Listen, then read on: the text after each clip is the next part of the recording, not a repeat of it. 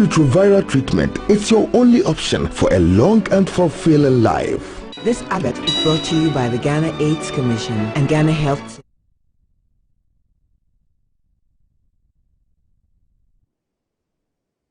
Coming live from the capital, this is the Breakfast Show.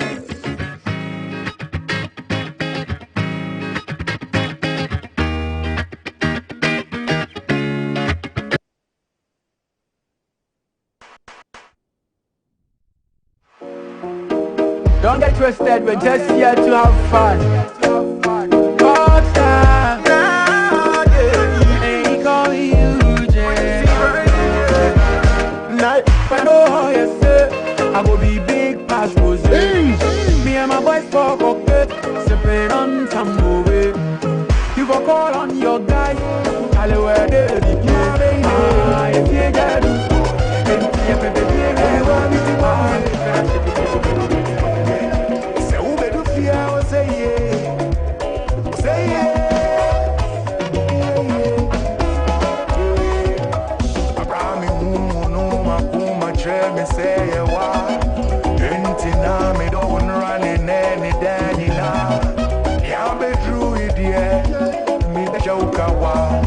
trust me when me tell you, say, wanna be worried,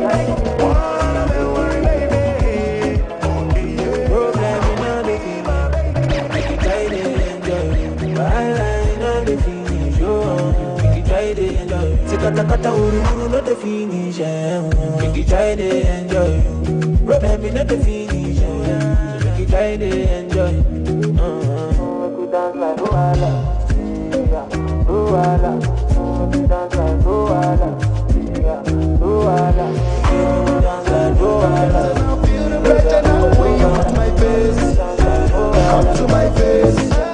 See as I spray the international, unconventional place, conventional place.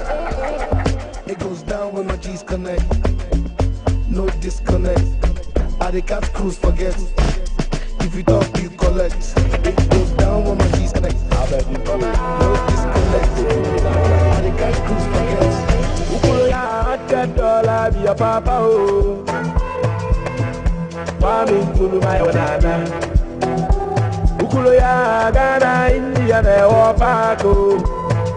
Dr. Sleddy be your godfather. Hey, whoopity, whoopity, whoopity, whoopity. Ukuloya, oh ya, America, we feel London. Ukuloya, we are just so we all live on. Ukuloya, oh ya, oh ya, man, oh, amen, oh. Okay, I'm the fair hearing. They give me a hearing. Let me tell them how the thing goes. How the thing goes. Chevy make a Samoa.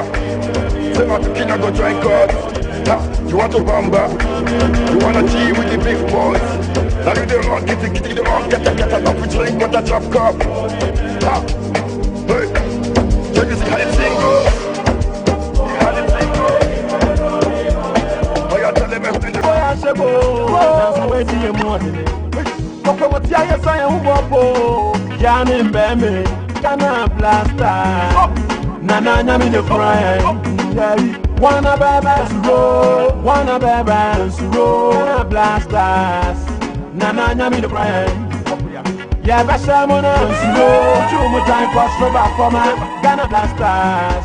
Yeah, dear, you know your boo. Hope you give me handkerchief. Let me see your catch. I will among into your handkerchief. I will promise you I can see it. Ghana, that's you.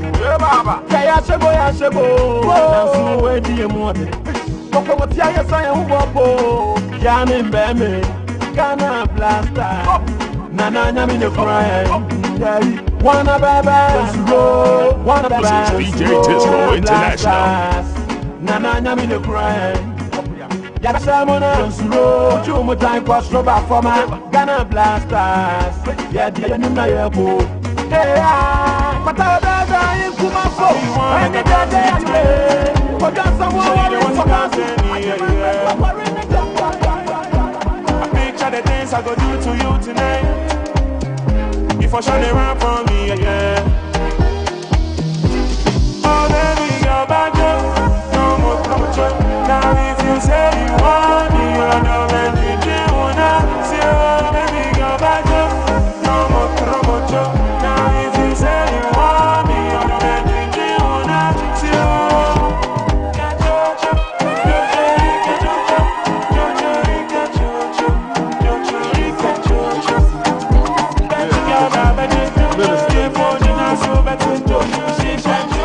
Welcome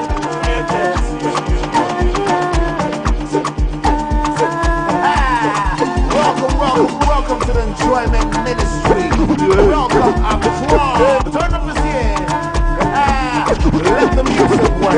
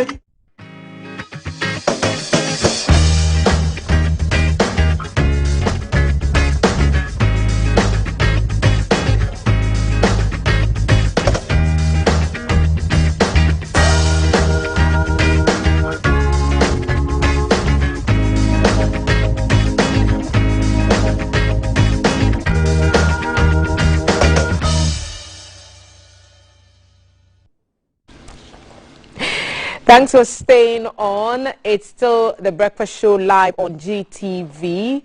Grateful to our sponsors, Awake Purified Water and Adonko Next Level Energy Drink. Also, Cheesy Pizza and Lufat Anti-Malarial. Our lovely jerseys, as you see us all decked out this morning from DK's collection. So you see DK is the signal and it's Danny's collection. Follow Danny's collection on Instagram. So it's Danny's _collections with a K _ and you go there for all your replica jerseys, sneakers, tracksuits, shoes and so much more. Call them or contact them on their WhatsApp number. We've just put the numbers on your screen: 024-2318-765. Danny's collection is your plug for all things jerseys, tracksuits, trainers and more. So thank you, Danny, and the guys there for hooking us up so elegantly. We are very grateful. We are going to look into what the newspapers are telling us this morning, and the Daily Graphic is leading with a story from the camp of the Ghana Water Company Limited. We'll be getting into the details of that and more.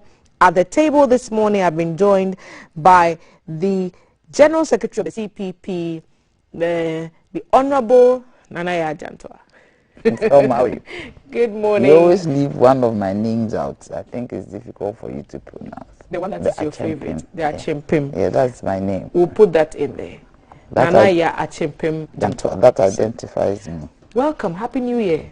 How was your festivities? Good? It was good. I had malaria. I was scared I was getting some COVID, but I went to do the test and it was negative. Oh, I bet you were relieved because the numbers were going up. Yes, I was relieved, but I went for the booster and it also knocked me down.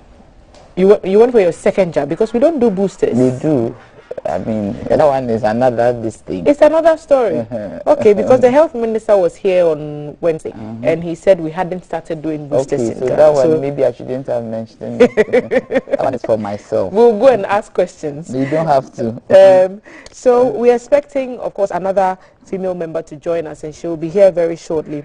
But we'll start with the Ghana Water Company. The Daily Graphic is leading with a worrying report that from the company about 40% of its production being lost.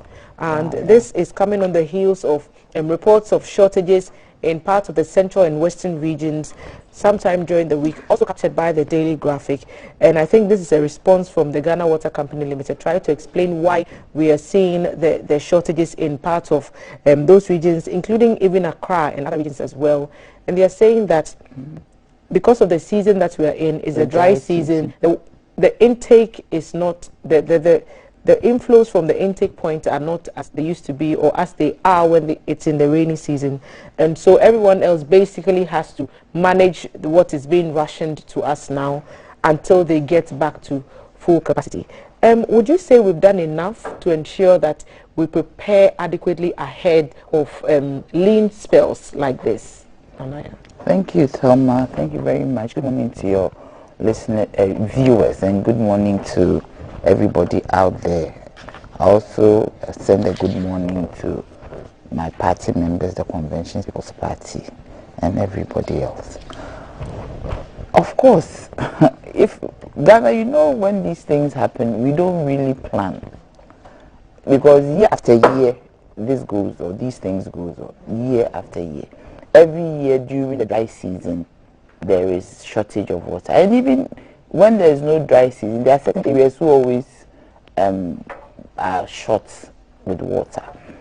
Also, the issue of galamsey too is there, because most of the river bodies have been polluted so badly that they cannot be used for anything. So I believe that they should have known, and they should have made arrangements for the areas that would be hit. When I was in PURC, that was one of our biggest issues with Ghana Water. That anytime there is a shortage, they have to communicate. The impending shortage should be told to everybody that this is it, store water. And even the areas where the shortages are going to be felt, they have to send some water tankers to help alleviate or mitigate the impact of the water shortage. Because especially in this country, it is very unacceptable for the Ghana not to flow. Yes, water not to flow. The Ghana water to say that there are shortages without putting in any contingency measures for consumers to be able to get water to use, because everything is water. The same story, there's another angle to it captured in the Finder newspaper, and the communications head at the GWCL, who's the head of public relations and communications, Stanley Mate, is saying that the assemblies should communicate the days when water will not be available, or the company should let the people know when water will not be available so that they store water ahead of time. That story is captured in the Finder newspaper, and it's on page 4, and it's a directive to all district offices to announce to customers days when water will be flowing so customers can store some water. And the measure is to ensure that customers do not suffer shortages due to the water demand management exercise that's currently being carried out. It's the water company's own way of saying water rationing. So yes, the water demand management exercise. And so surely if the water is supposed to flow at certain times, that's the opportunity to store for the lean spell, right? Yes, but the issue with Ghana Water, we always had it. One person will speak at the top, but when it gets to the level where it is close to the consumers, that like these announcements, you realize that the consumers are not even aware. So Stanley will come and say what he has to say, but at the end of the day, the consumers are not aware when water is going to flow through their taps. I get to know that the water is running through my water tank, because as it is flowing, it goes into the tank and you hear, what about some water tank? People realize the water is not running when they open the taps and yes, and there's only air coming out. In my little corner where I live, I haven't heard that in any announcements to tell me that I wouldn't flow this schedule and use announcements. How do they do the announcement? Their cars will just come and pass through the area. There's nobody at home. These days everybody is busy. Everybody is with all the economic difficulties. So when they should find an innovative way, even text messages. Text messages, phone, a short code, you send messages, your water will run. I mean, you have to find some very meet the customer at the point of their need, so that they are also relieved, they are also okay. They don't have the burden of always looking for water, buying tanker water and all that. So they've mentioned a number of things to explain why they're seeing the shortages that they're seeing. Of course, the rainy season period, the inflow is not as it used to be. But the fact remains that the capacity of even the treatment facilities are not full. So the sum that's supposed to generate 30 plus million, they are generating under capacity. And so even the 100% threshold is not met. And so already there are shortfalls. And then we throw in galamsey, like you said, we throw in sand winning, we throw in other activities that harm the river bodies, on the banks of the river, farming, etc. And all that make that worse. So I'm asking a question of, can we blame Ghana Water for not being able to supply water constantly when other factors, through no fault of the company, affects the schedules that they may have put in place? For instance, with galamsey, they don't have control over it.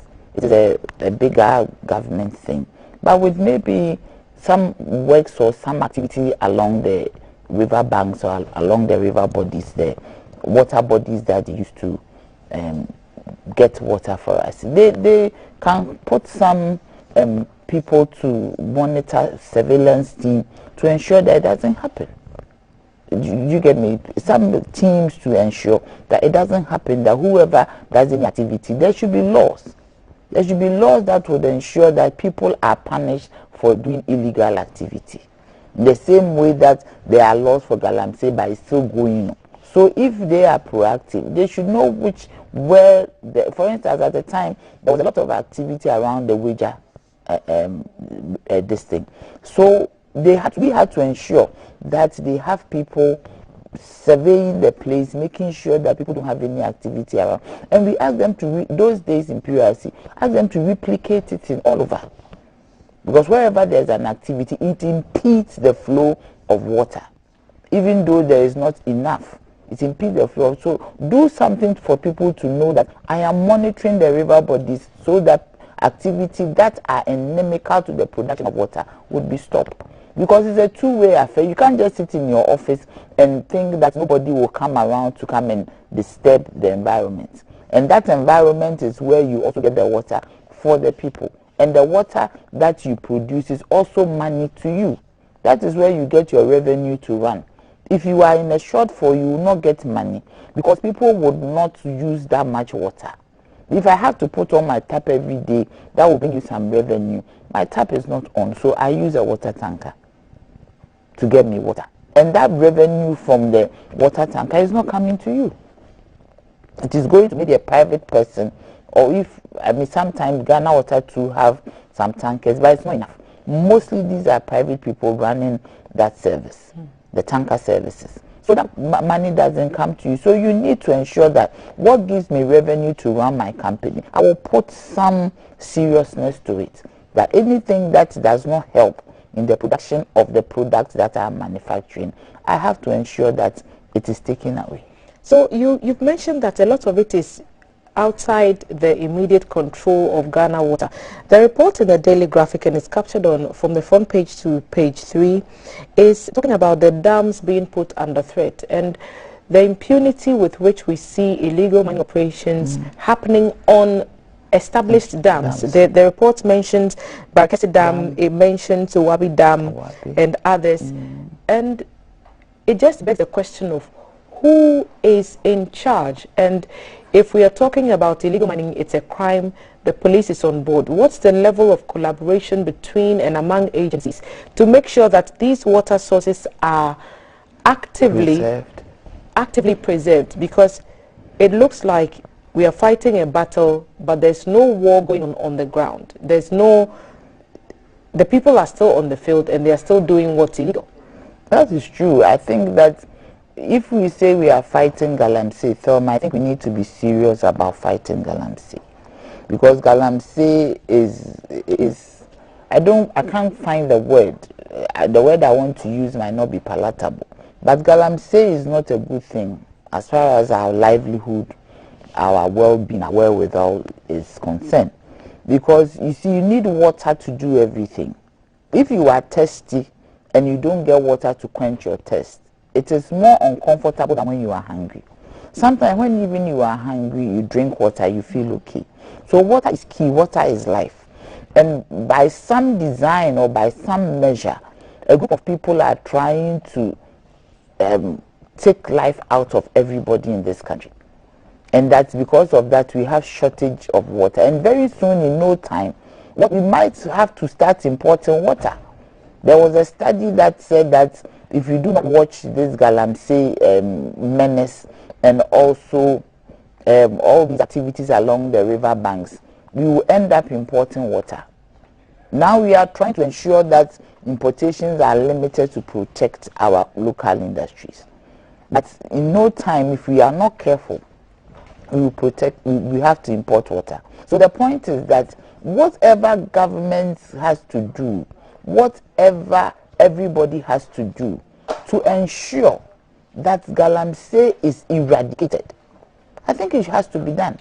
Because we heard the police, the military was there. We don't know whether the issue has been resolved. We don't know whether people have stopped doing Galamsey. Now, even the question is what is the difference between legal small-scale mining and illegal small-scale mining? The other problem that the Ghana Water Company has identified is perhaps to do with domestic plumbing issues. And they're saying that some of the waste is because people have faulty taps and faucets in their homes. So you have instances where the tap is dripping and it's not being attended to, or people just do not close the taps entirely off. And so we still have some water dripping throughout the day. And we know how little drop of water makes a mighty ocean. And so they are saying that people should also be more aware of domestic use of water in their homes, because the rains have not set in.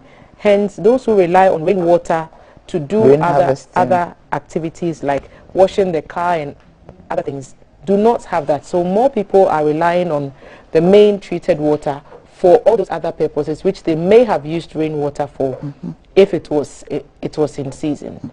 But the point is that who knows this? If I am a lay person using water in my house and I'm not educated by the people who are in charge, that is Ghana Water. So Ghana Water should go on an awareness drive to ensure that consumers are aware of some of these issues they are talking about.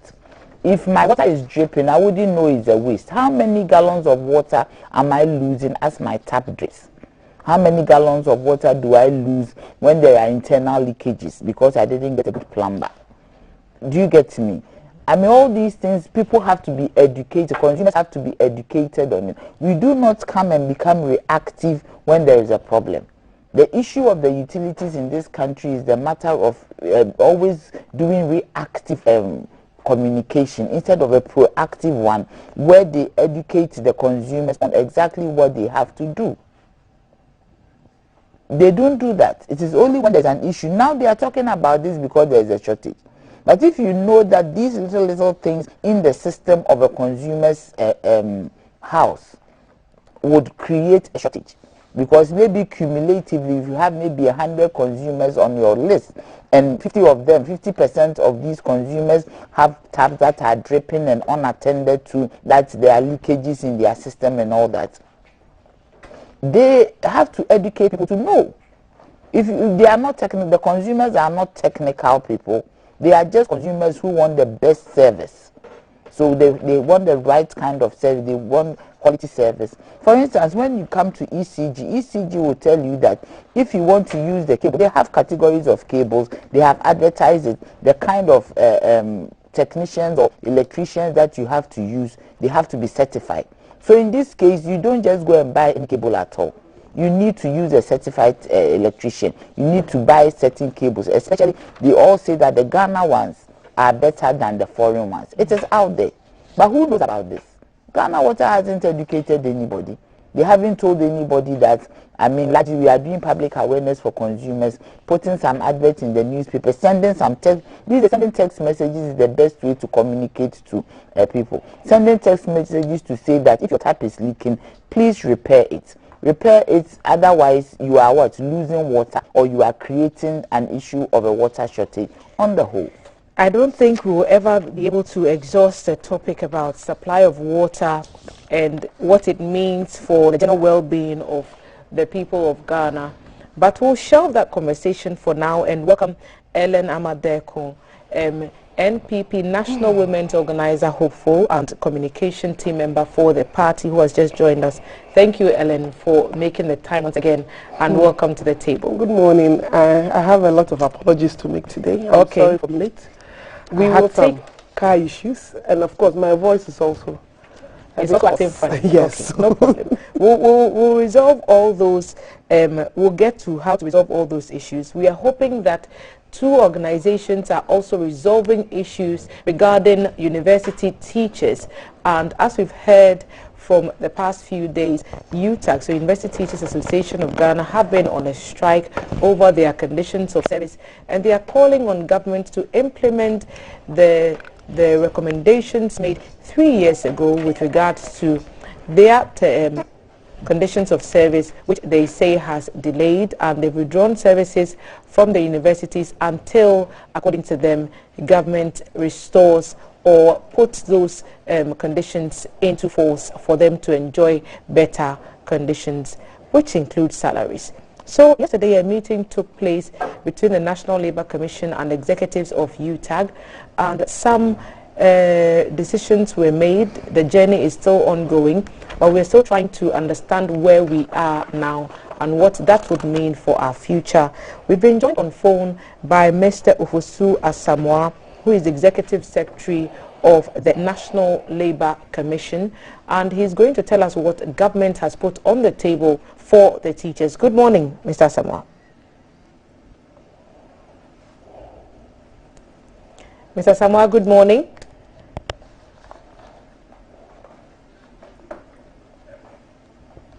I think we may have lost him there. We will try to re-establish contact. There's a story that captures this on the page 15 of the Ghanaian Times.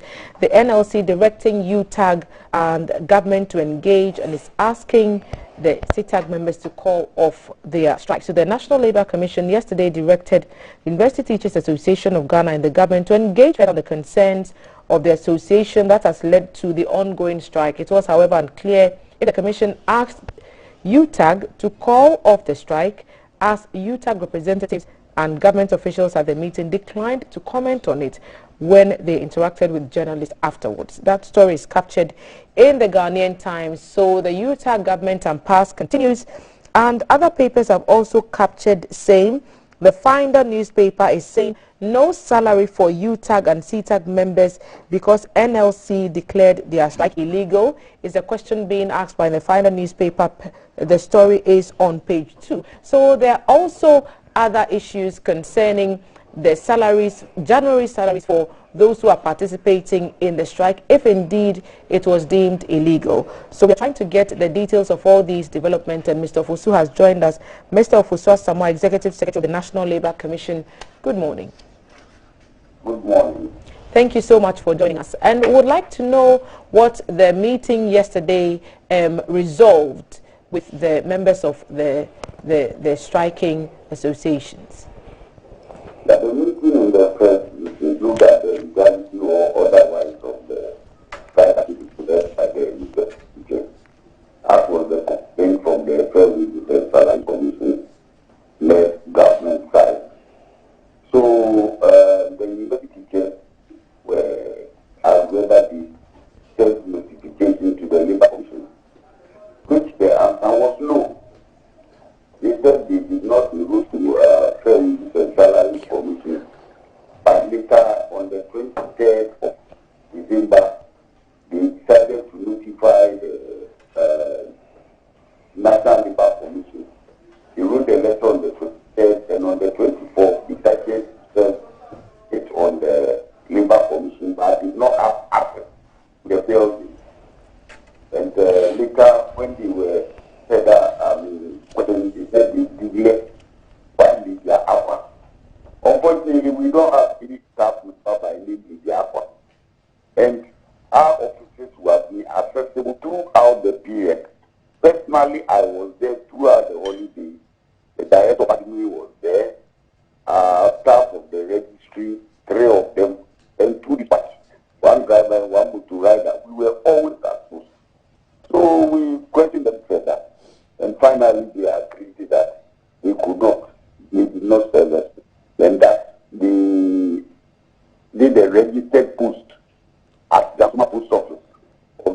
notice on the 5th of January, the Labour Commission, and not even a copy of their own letter, which the purported to have attempted to serve on the commission or posted to the commission by registered mail, was even exhibited. They didn't even have a copy of one.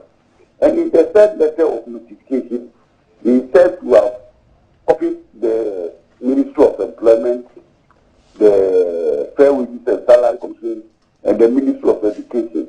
And none of these people who were said to have copied also had a copy or received a copy. So finally, they had to eat the humble pie and did not notify the commission, which was against the law. So the strike was declared illegal, and they were given the opportunity to negotiate further. So that was it.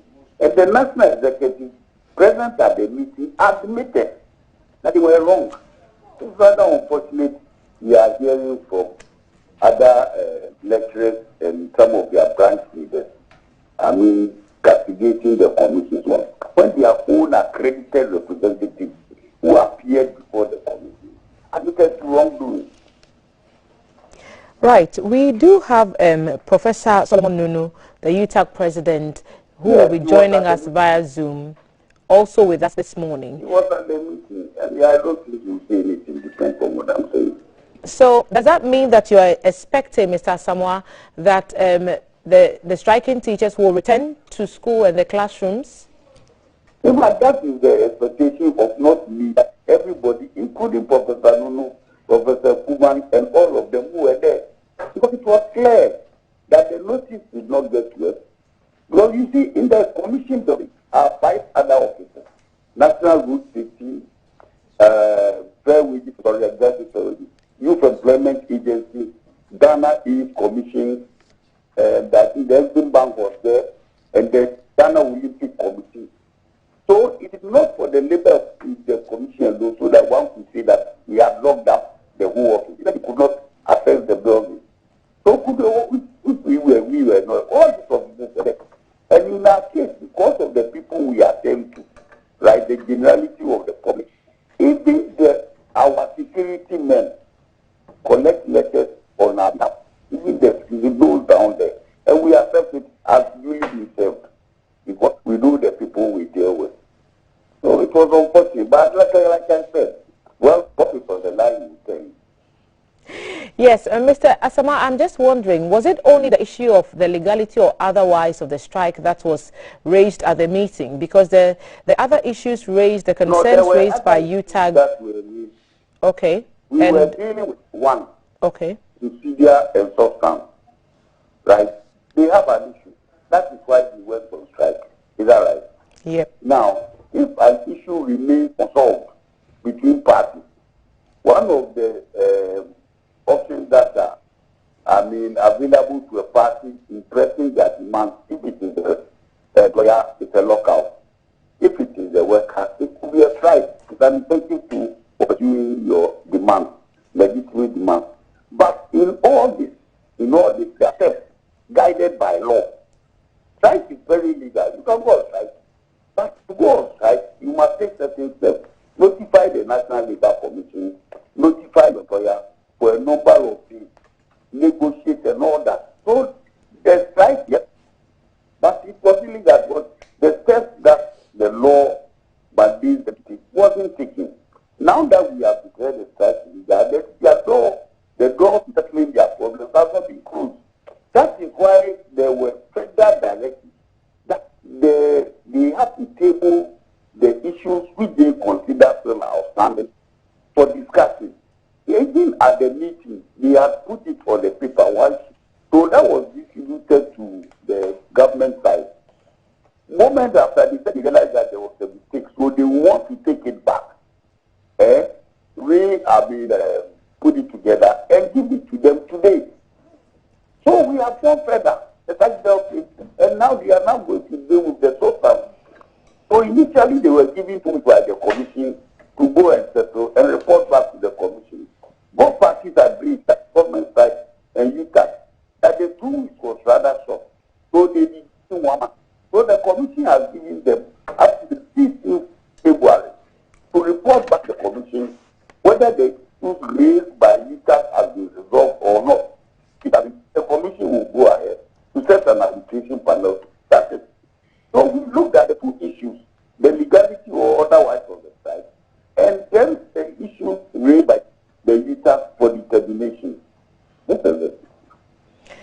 Right, Mr. Samoa. So now that there's yet to be a final tabling of the concerns, you're saying they took the paper back. I didn't quite get whether they returned it and you were able to start any. They were going to redo it and give it the today.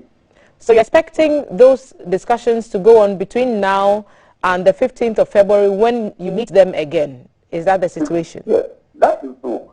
We are supposing, we are expecting them to discuss and conclude. And if there are any outstanding issues by the citizens, then the committee will go ahead with it. But in the meantime, the negotiating is going to take place between the leadership of the that is the national, and then the government side by the Ministry of Employment, Ministry of Finance, the Wages and Salaries Commission, Ghana Tertiary Education Commission, and then the Fair Wages and Salaries Commission. So it doesn't take the entirety of the university in Ghana to go to the negotiating table. So once their leadership and their official mandated persons are engaging government, the rest can be in the HR everywhere and do the work. Once negotiations go on, why would we have the whole of the university lecturers sitting at home while the leaders negotiating on the ground?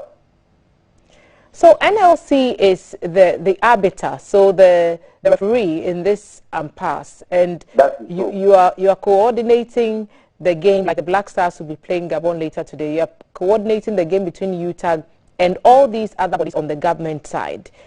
Yeah. UTAG always comes to say the NLC appears to lean more towards the government side than on the teachers' side. Would you say that this has not been the case in this instance after the meeting yesterday? That's the unfortunate aspect of it. And for such a perception and an allusion which is forcefully pushed by very intellectuals we are talking about. The committee is made up of a panel of 7. 2 people are nominated by the union. They have 2 representatives there. All the organized by union, they nominate 2. The employers association, that's the private sector, nominate 2. And government also nominate 2. These are the 6 members. And then the chairman is nominated by the union and the employers, not by government. So the organized labor, that is the unions, including the UTAG, those who are building the commission of it, have 2.5 representatives. Employers have 2, and government has only 2. Are they telling us that they nominated people to serve on the commission who be pushing government agenda? Are they telling us that their own nominees there are a sellout? Then they should withdraw them.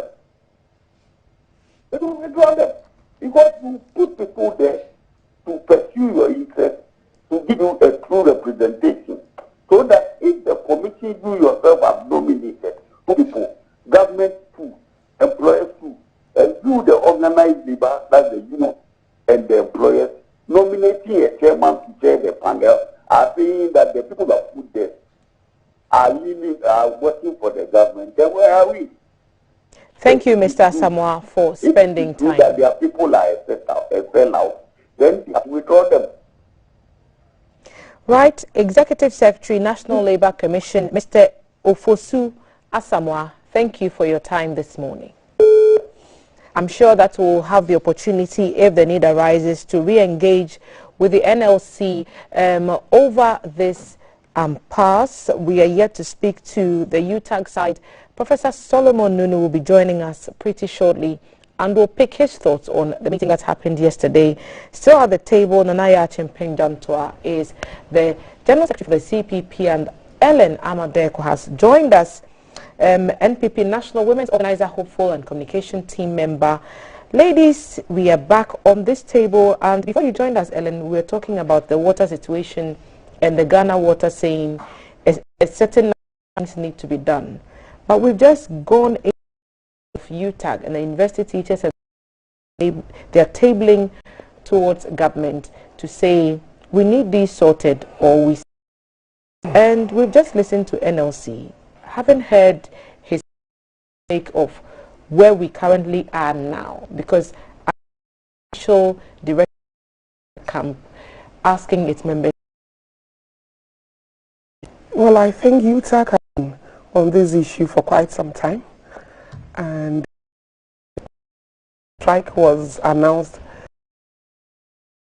Time to listen to them, and this is an issue from 20.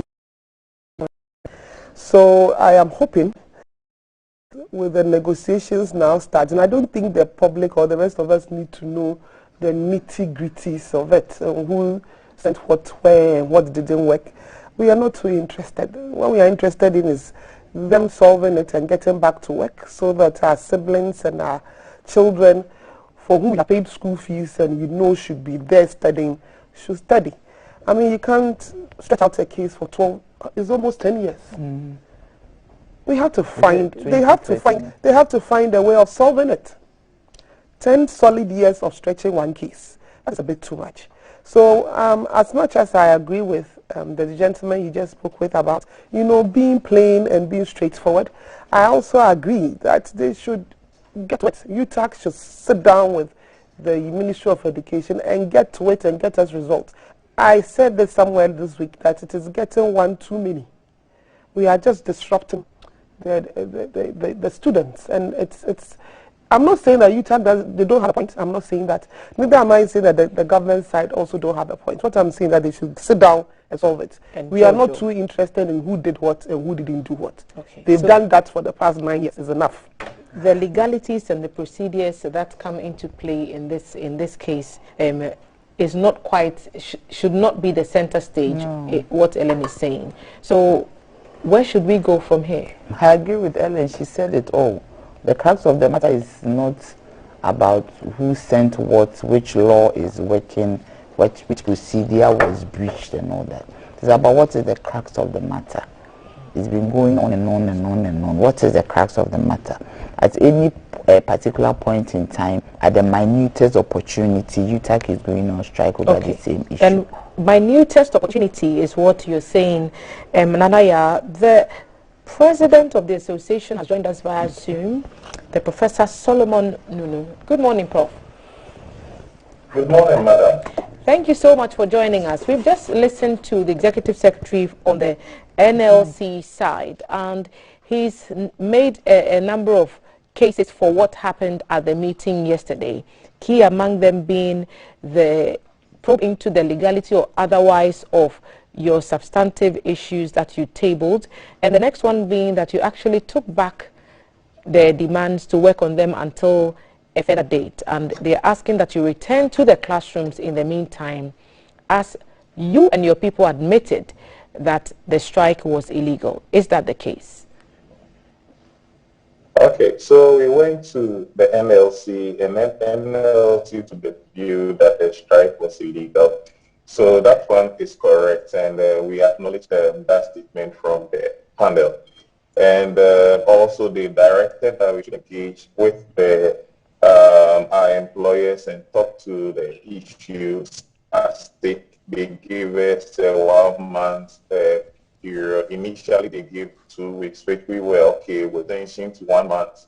And it's based on that extension was made to 1 month. So this is where we stand as of now.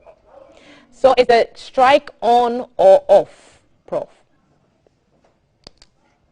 At the moment, simply put, we just have to go back and inform our university teachers. So this morning, we are actually holding meetings with our members the whole of the day. So we'll do that one and then inform them that this is the decision of the NLC.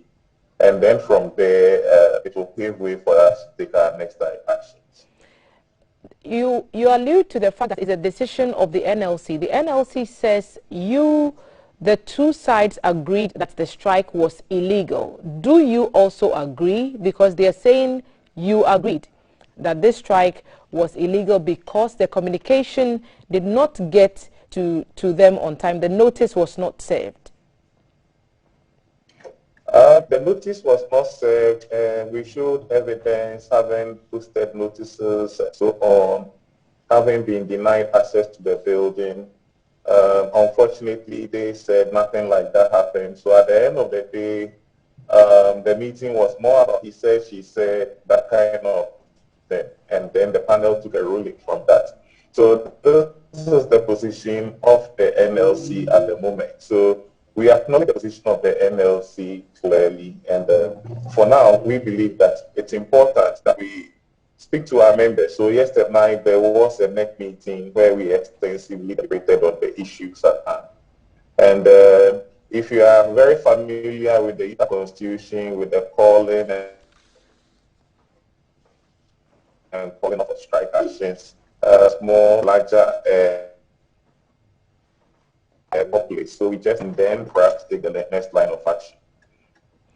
And on the issues that you are tabling before the NLC, we heard that you took the paper back, and so a final communication will be made to them on exactly what your demands are. We've heard about conditions of service. Tell us why, remind us once again why you find this matter so crucial for the welfare of university teachers.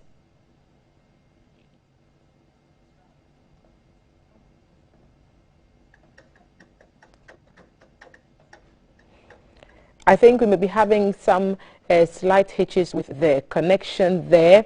Professor Nunu is actually commuting, so that may account for some of the disruptions that you're seeing. We apologize sincerely for that. We're trying to re-establish the link. Prof. Yes, please, I'm here. I'm asking why you think that these issues that you are tabling before the NLC are so crucial that warrant a strike by the university teachers. If you could reiterate for us the reasons for this strike once again. Basically, as we have said and said over and over, it's about the conditions of service which are deteriorated worse. So things have gone very far, and we unfortunately for us, it means that we try to engage employers, and our employers more often than not are not ready in a position to do so. It has to do with the government white paper in 2013 that put a freeze on the market premium in our salaries. So with the freeze in the market premium, it happened that no more, now the money became an absolute value and no more moving up. So in 2013, the value was 114% of our basic salary, but currently, as we speak, the money has deteriorated to about 50% of our basic salary. So this is the situation we find ourselves in, and that is what warranted us calling off the strike. So this is the situation right now. Right. So now that the conversation has gone back to the teachers and the national executives for UTAG to try and resolve, what do you hope to table back to the NLC, especially when we are hearing from some of the government institutions on the government side, for example, the Fair Wages Commission threatening a potential withdrawal or withholding of January salaries because the strike was deemed illegal? And that is if it should continue. Okay. So I'm hearing about withholding of salaries for the first time. So that is good. So we can take that under consideration. If that's the official position of the employer, I think we'll consider all of these scenarios. But it's important to state that it's not an official position, but it's a view that some experts have. Some of these field trades doesn't help. I'm just clarifying that it's a view that some professionals have offered, that if a strike is deemed illegal, then the period of the strike should not be paid for by the employer. Is that something that you are considering? Currently, we have heard only yesterday that the strike is illegal because we actually took that. We went through every process that was necessary to be done. And unfortunately for us, they use some technicality to explain that the strike is an illegal strike. So that is a position they have put forward. And we do acknowledge that, and we have agreed to communicate accordingly with our members for us to look at the way forward on what to do. So this is where we find ourselves at the moment. In terms of engaging with the employer knows over and again that we are interested in engaging. And each time they call us, we do have every time that they call, giving us less than 24 hours notice. and we'll marshal our members across the country and show up. So it so happens that we are always doing our best to engage with the employer. It's up to the employer also to show good faith and get things done for us, because you can't keep talking about the same thing over and over and over and over with no end in sight. This is the crux of the matter. So I'm guessing that we'll be waiting to hear back from the outcome of the meeting between the executives of the University Teachers Association, and then if there is a need to communicate, I'm sure that you'd give us an ear once again to clarify whatever decision that you took. Exactly so. So the executives have met, and then we are to send the information to the members on the ground. So quickly, that is being done this morning, and we believe the communication will follow as soon as possible. Thank you for your time, and we wish you fruitful deliberations. We hope that this is resolved quickly and amicably. Thank you for having me.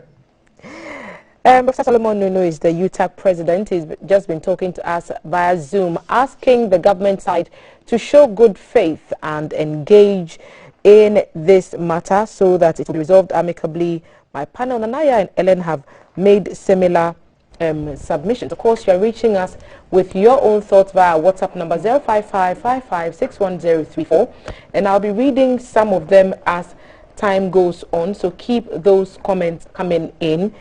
Nanaya, you were talking about, again, agreeing with Ellen's submission that it had gone on for far too long, 2013 up until now.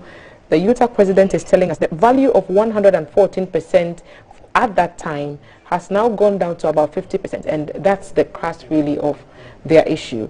The NEC executives are meeting. What should they be considering? Because they have until 15th of February to meet again with the NLC to see if the matter has been resolved before they are forced to intervene. The first thing they should consider is the students they are teaching. These children or these young ones are the future of the nation. If you've ever been to a university or any tertiary institution, it's very uncomfortable when the curriculum is disrupted by a strike. So anything that they do, the first consideration should be their students. It is for their sake that they exist. It is for their sake that they have a job. So they need to consider. The second one they should consider is finding an amicable solution to the problem. They should have some mediation. They should sit down and talk about it with government or whichever body is involved. Because you see, as Professor Nunu was speaking, he acknowledged that their strike was illegal. And when it is like that, then it means that, as I said, at the minutest opportunity, at the triggering of something, you are on strike. And that is not very healthy. So they need to really sit down, think through it, have a conversation with whoever is supposed to let them have what they are requesting for, so that there should be some sanity. Minutest opportunity, if something has persisted since 2013 and we are in 2022, is that a minute opportunity? I say the minutest opportunity they get. This thing has been there for, if something is there for 13 years, or is it 10 years, 9 years, and you are still talking about it, then it means that you've been able to exist within a certain framework. You are not that uncomfortable. So as and when something triggers, you go on strike. That is what is coming out.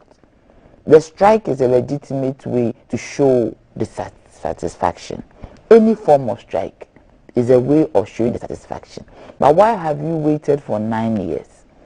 If somebody got pregnant at the time, the child is now 8 years. He's in class 3. He's in class 4. It's a length of time. So why now that these strikes are going on?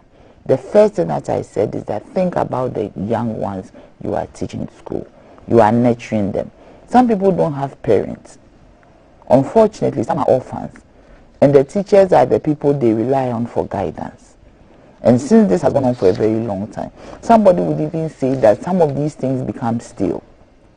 Once it becomes stale, it's as if that because it is stale, as and when you need to ignite it, stoke it with some a coals of fire. I think that there should be an end to it on both sides, that this must end for the sake of the young ones who are in the school. So, Ellen, there are reports that potentially if a strike is deemed illegal, then government has every right not to pay salaries for the period of time that the teachers were not in the classrooms. And so there's the story in the Finder newspaper, page 2, is quoting the Labour Act section 170 subsection 4, which states that a worker who takes part in the illegal strike may have his or her service terminated by the employer without notice for breach of his or her contract of employment, or may forfeit his or her remuneration in respect of the period during which he or she is engaged in the illegal strike. Since we are talking about participating in these celebrations in good faith, would it be in good faith if the government withholds the salary as this section of the Labour Act is clearly spelling out? But a lot of sections of a lot of laws that even though you have to, there's a law, you do not usually uphold it. And according to what you read, it said may. I don't think the government is interested in withholding anybody's salary, especially at this time when we are all going through stress because of COVID and all the issues that is going on. So it is an option, but I do not see the government using that option.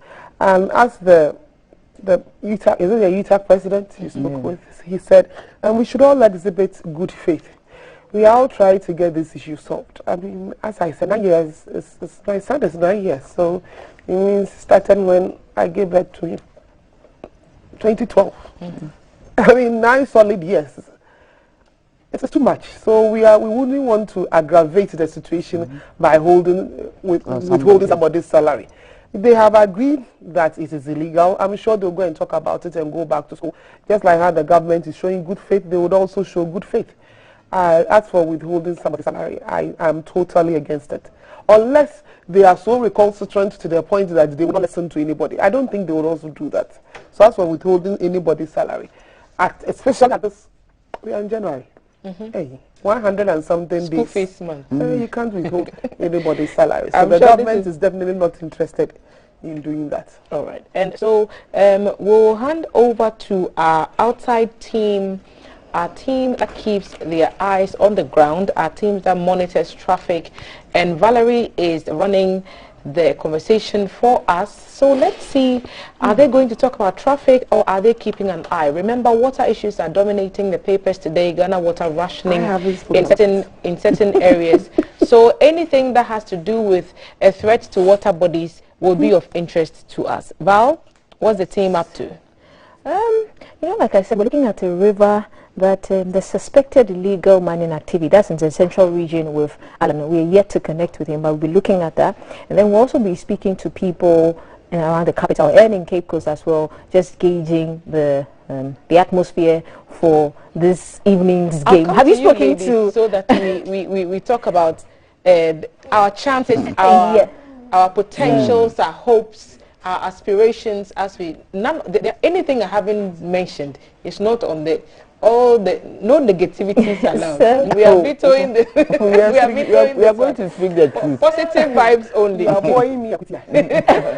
speak the truth. Yeah, so we're going to go to Jay pretty shortly. I mean, he'll be coming on in a few minutes. Okay. And he's speaking to people in and around the capital, asking people generally what their thoughts are about this evening's game with Gabon. And people are already predicting. We have some prophecies, though these prophecies are not going to land you in Dampare Hotel, mind you. So we have people coming up with all sorts of score lines and all the fun facts, just gearing up towards this evening's game with Gabon. So we're having Jay pretty shortly. Okay.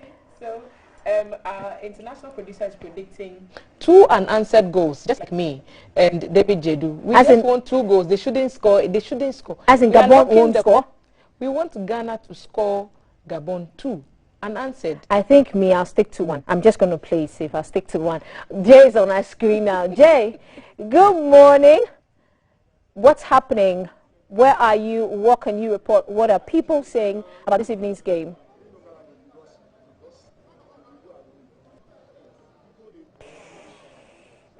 The guy's having stomach. Good morning, Val. Hi, Jacob here, reporting from Panama.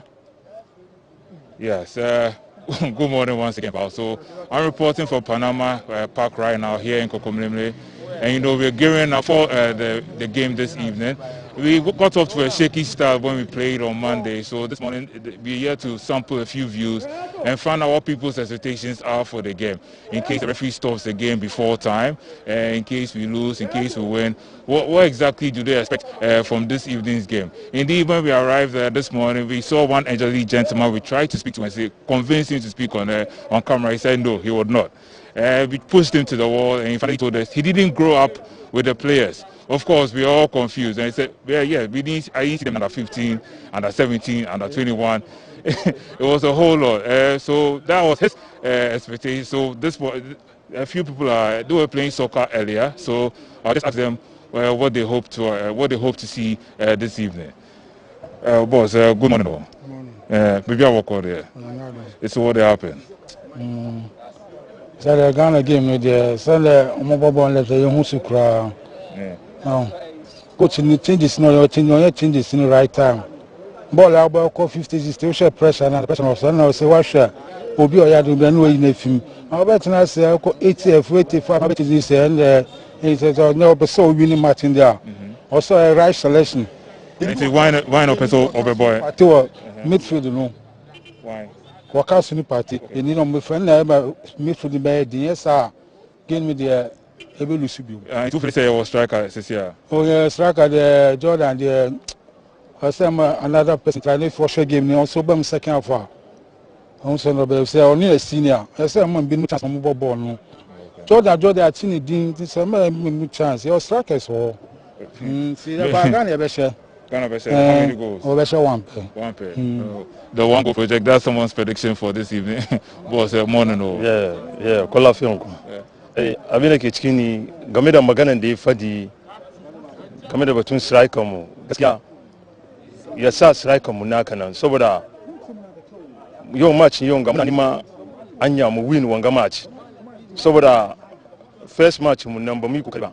Wanga dai match ga kamata mu yi kokari saboda Nana Akufo-Addo yana wish mu doki Africa Cup nga sai sa ayi ma coach magana ya duba selection shi da kyau saboda selection da yi farkon nan bai yi kyau ba sai sa ya duba ya yi kyau so mu samu mu win match mu zo da cup Ghana. Okay. Yeah. So this evening what's the scoreline? What scoreline do you expect? What scoreline? So muna da one goal muke da shi. Oh, one goal. One goal muke da shi. All right, thank you so much. Good morning or welcome. Good morning. Yeah. So what do you think? I think the players are doing well, but what I saw previous match is that the link between the midfielders and the strikers, there are more space between the strikers and the midfielders. So you see the wingers took the ball to the opponent's area, and you will not see any midfielder support. So they will always going to do solo. That one will not help. It's a teamwork. Like you have to move. Like how Spartans are moving. You know, you watch Spartans. Yeah. They are moving together. They are going to war. Hey, that's how they're supposed to play. But you see gap between the defenders and the midfield. We are going to strike, and you see strikers far behind. That one will not help us. Okay. But I don't have problem with the striking. It's the only thing that they should give him the ball. Award the match, after the match, award the later. You know, you normally bring it later. So I watch it, I realize that the striker, Ayu, is not getting pass. How can he score? Wait, you're wearing an Arsenal jersey and you're playing Gabon today. So Aubameyang plays for Arsenal. So what do you think if it's Ghana? So if he's playing for Gabon, don't you think there's a chance they may score us? No, he's not threat to our defenders. You think so? Yeah, he's not threat to our defenders. So what's your prediction for any win? I like any win. I don't want even 1-2 to win to get the 3 points. Yes, because this year we are hoping that the 40 years this thing we have to break it. Do we deserve it? It's luck. When you play your heart, God also give you luck. So they have to play. If you watch how the Cameroonians are playing, how the Burkinabe are playing, you not see the eagerness in our team. So that's why they should play their hearts. Thank you so much. I think the rest of them have made their way off to Okay, so these are some of the predictions for some of the people here concerning the game. Oh, okay, yeah. So I don't know what your expectations are, what your score line will be. I don't know if you placed any bets on the game like Kaf did the other time. Fortunately, he didn't put money on it, so he didn't lose that much. So I'm still waiting to speak to a few more people, but okay, yes. So I've just been told that they are. Thank you so much. So these are a few views from the public concerning the game this evening. Back to you, Val, in the studio. Thank you, Jay. So that was Jay who came to us from Panama, and those were expectations from some Ghanaians. Okay, hello to the ladies in studio, because while Jay was on the air, the ladies were just lambasting the Black Stars. Please. So Nanaya, this is from Mr. William Amuna. He says hello. He's giving you a big GTV breakfast shout out. Really, good morning. How are you? Okay, so still, I mean, let's not call it bashing. Let's call it a heated or passionate. Even if it is bashing, argument. it is okay. It is not. Let's not be magnanimous about it. The truth of the matter is that we should even dissolve the team. As Amma said, 40 years. They're wearing the colors and the black flag. Please, I beg you. They haven't represented Ghana well. But so we are wearing the Ghana flag today because we are playing. As you know, we are playing because it is Ghana. At least people will say that Ghana played, but what did they bring home? If you go to school and you don't bring a certificate, why did you go to school? But the course has not ended. Okay, so let's wait for today's game, and then maybe... No, the 3 games, let me explain something. In the initial stage. It's been 40 Okay. Hold your horses. Alan is ready. We're going to look at a river body that seemingly has some illegal mining activity. I'm sure you have things to say about that. So so we are going back to the central region where Alan has been reporting for Monday, and this time we are going to be looking at some sort of illegal mining activity. And so Alan is on our screen now. Good morning, Alan. Good morning from Accra.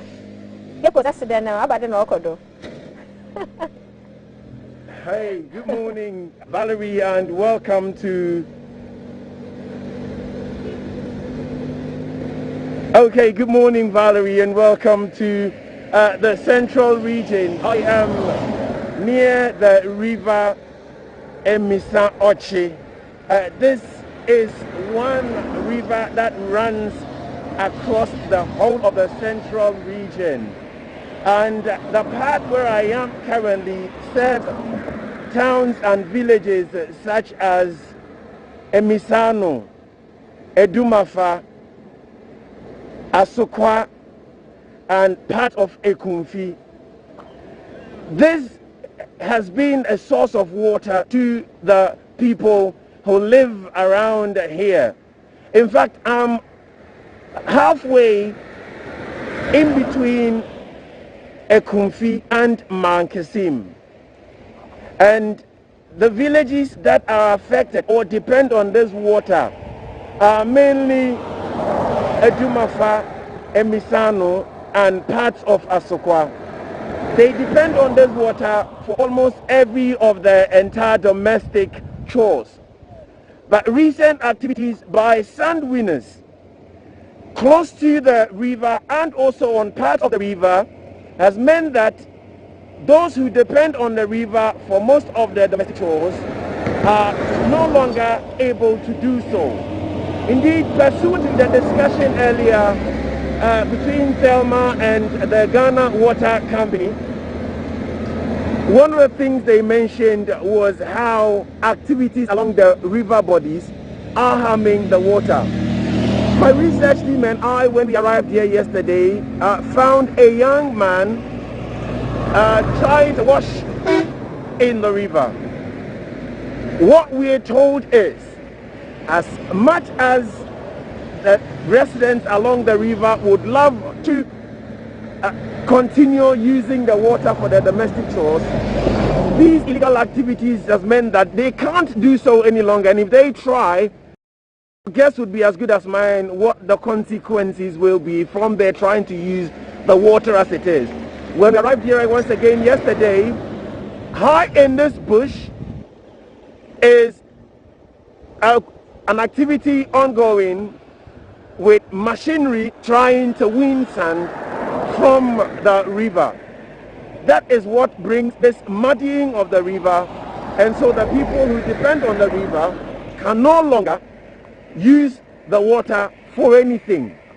If I pan my camera around a bit so you can see up high, you realize that it is not only sunwinning, but also some activities are taking place close to the river that's making the river not so clean for any domestic chores.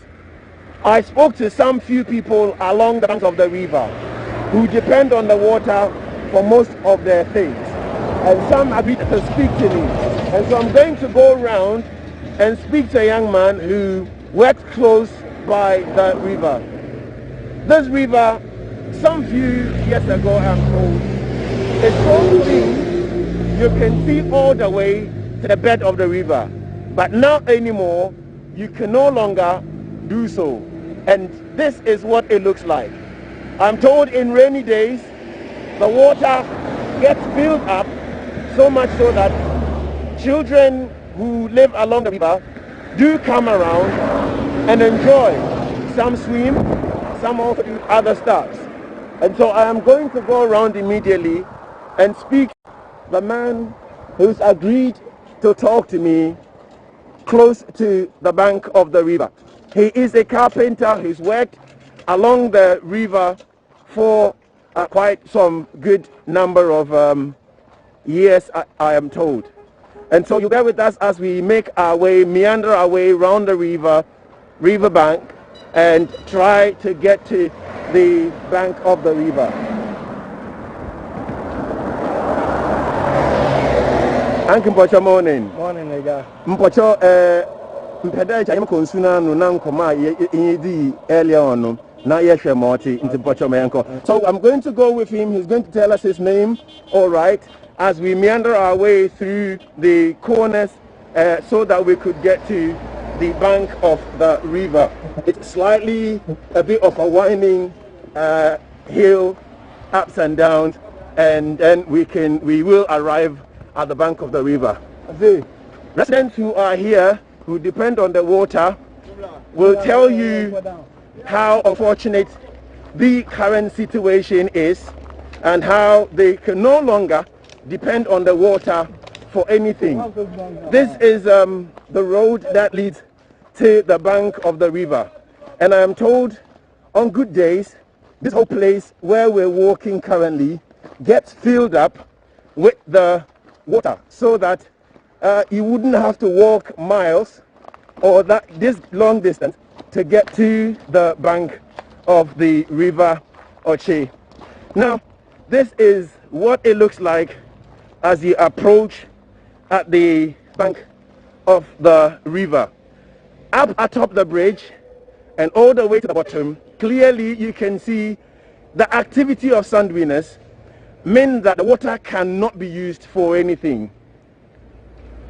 I am going to talk to the young men briefly and then find out what in their view they think can be done to help stop these activities. Frank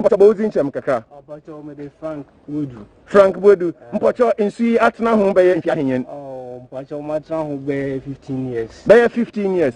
In the 15 years atna ha no insu de na enyi mo te da. Mpocho de nye do mo te. Na ibade no mama ba ne de. Aya adwuma o ye wo mu na ma. Amanfu ye adwuma wo nsu no mu. Abe adwuma na wo ye wo mu. Oh. Otu na te na de. Wotu ahwea. Na ahwea na wotu no Mpocho wo. Mfaso wadi bensu no no nyima wo hin. Oh, and don't pass on the menu kasa ya mehu dem man ti ronsu no mu wa kasa wonsu. Nsu ya na ye side ye bibia. Eduwenfo a wa hin na no na ye side gua ye nom. Edi sie no na din. Ne nsu ma wa ye mutum nom. Se nsu bia nyi nti na ye be nde ya na ye be nom dem a. Nti man ti wa sawi ode koye na de. Ode koye na de wo ni fie. Bia ho ne ye ma na de. Na masawo mpeyinfo a wote ekumfi ina nankaka ho ebena na mo na wotu na wa hwede won na wotu ahwea titu wo nsu no mu na odi say nsu no obejai all the one you tell me bula na otu etu ha na mo e mu je anke Mpocho ba odi nchem kaka oh Offer Badayima, but I'm a patronus with whom you are here. Oh, maybe 6 years in. Bear 6 years in 6 years in and see more time. Oh, that be in an incident. Anumbida. Manumbida. Egualimida. Oh, now you're doing my brambo. Nana Mugramedwin, Nintimoti, Mugarmanada, Munuma, Mu Otomodan. Oh, is that the tasting assassin? Tasting assassin. On your debut. On your day. Oh, by. Since you own Super Beba, then you change my. May I not to claim Kakanko baby and Cosa Nayan Shamoti. And so we're trying to get close. There seems to be what looks like a caved-in bridge on top of the river. And indeed, as they have said, this is their source of water for almost their every domestic chore. And because of the activities of sand winners upstream, that means that the water can no longer be depended upon for any good thing. The people of Esikano, Edumafa, Asafa, and the rest of them are pleading with authorities to ensure that sand winning activities upstream, which destroys their water or their means of livelihood, is stopped. It isn't only about illegal mining or galamsey that brings destruction to water bodies across the length and breadth of Ghana. Such activities, as we don't consider severe, are in themselves one of the reasons that people who live along the banks of rivers are suffering. This has been Keep an Eye coming to you from Ekumfi near Mankasim in the central region. My name is Darrell Alan Tego. Thank you very much. I'm back to you in the studio, Valerie. Thank you, Alan. So that's Alan. He came to us with that report from a river in the Ekumfi area, and like I keep saying every time after we see these sad sights, I keep saying that we have more questions than answers in Ghana. So like I usually do, I'm going to hand over to T, and she's going to be discussing what's trending and probably this issue with the ladies. So T, back to you. Thank you, Val, and we'll come back to talk about this water situation and how it affects general production at the treatment point. For now, we will quickly touch on mobile networks and the fact that the SIM card registration exercise is ongoing, which has generated a lot. We'll come back to talk about the Black Stars. We'll talk about the Black Stars. We'll talk about the water situation that we've seen. And because we've talked about UTAG, which is a protest, in that same vein, there's a pending protest by a group of Ghanaians, and they are asking that on February 8th, we should name that day No Calls Day in Ghana to register displeasure with the services from telecom companies. So the telcos are going to feel a bit of heat if this protest goes ahead. One of the key champions is the Honorable Ras Mubarak. Is joining us now via Zoom. Good morning, Honorable. Good to see you. Good morning. Happy New Year to you. A Happy New Year to you too. We trust that you're well and you're getting ready to resume your duties in Parliament. For now, we'll look at what you intend to do with the telcos. So you would recall that I am not part of the 8th Parliament. No, you're not, but you're just an immediate past member of that 8th Parliament, and you're an active monitor of proceedings in Parliament. So you're always making comments about what happens, and that's why I made the comment about you gearing up to keep people on their toes as you've always done. Yes? Yes, indeed. All right. So February 8th, you have big plans for Ghanaians and the telecom industry. Why are you doing this? The telcos will not be happy with you, perhaps. Okay, so we're doing this in the best interest of Mother Ghana. We're doing this because we believe the rights of consumers ought to be respected. We're doing this because the current re-registration exercise is done in a very, in a manner that obviously would breed COVID. It is done in a manner that is inhumane. We're doing this because we believe that there is no proper legal framework backing the NCA to issue a directive for people to re-register.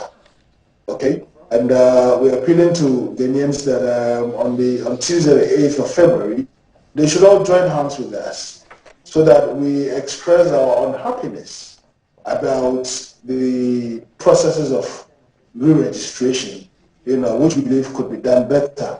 We are demanding that the NCA halts the process at the moment. We're demanding that they get the necessary legislative framework in place.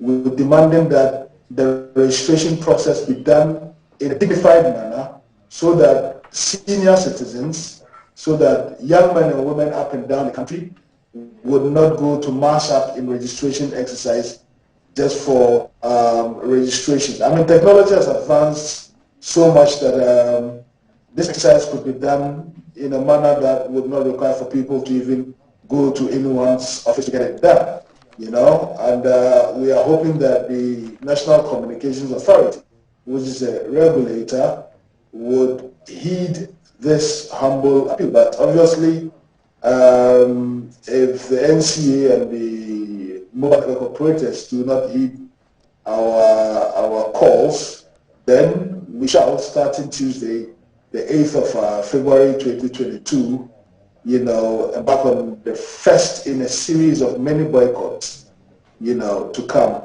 And appealing to all and sundry well-meaning Ghanaians, that we should sacrifice that Tuesday not to make calls, not to receive calls. As a matter of fact, between spending productive hours at registration centers with the risk of contracting COVID-19, if you were sleeping there, with the risk of getting malaria, between not making calls for a whole day from 6 a.m. to 5 p.m. on Tuesday, the 8th of February, and going to these places, where you are at risk of contracting COVID or getting malaria, that is if we went there early at dawn, we believe the boycott is the best option. To send out, to send a strong signal that the rights of Ghanaians ought to be respected, especially when it comes to the rights to own property. So this boycott is against the network service operators, but the directive came from the government side. So are you holding the telcos to account for the decision by the government, which is a policy issue? So the press release was addressed, the target was the National Communications Authority. They're the ones we have asked to stop, to hold the process, because they are the ones who said that issue the directives. So we are imploring them to stop, to halt the process. It is the NCA through the Ministry of Communications that can get anything done in Parliament. So we are asking them to get the necessary legislative framework in place to be able to do this. But of course, the MNOs, that is the mobile network operators, are accomplices in this, and they are the reasons why we are where we are today. They haven't done their gatekeeping work well. I mean, how is it that one person can acquire 1,000 SIM cards? You have people who buy 2,000 SIM cards as individuals, and there are no checks and balances to see the identity of these people, and these people are using the hundreds and thousands of SIM cards they buy to commit crime. So obviously, the mobile network operators have some obligation and some amount of complicity in what is happening, and we believe that these boycotts, if they do not heed our call, would be in the right direction. Someone will argue, why don't you go to court? Indeed, I know for a fact that Dr. Justice Sai is representing a group of Ghanaian patriots who have taken the matter to court on one leg, but as you would know, when issues go to court, no one can tell how long the court processes would last. It could be for a week, for a month, for a year or two, whenever. So the boycotts would be one of the processes of seeking redress to ask or to get the NCA and the telcos, to respect you and to respect me and to respect our viewers as consumers and customers. I've read the statement that you issued from the Concerned Mobile Network Subscribers, CMNS, is what you're calling the group. And one of the points that you made is that there is no law in Ghana that requires a mobile network subscriber to re-register their SIM card. So you're saying also that any attempt to impose this on subscribers or block their lines would amount to an infringement on their property rights. Explain that to us. Absolutely. I mean, as a Ghanaian, you have a right to own property.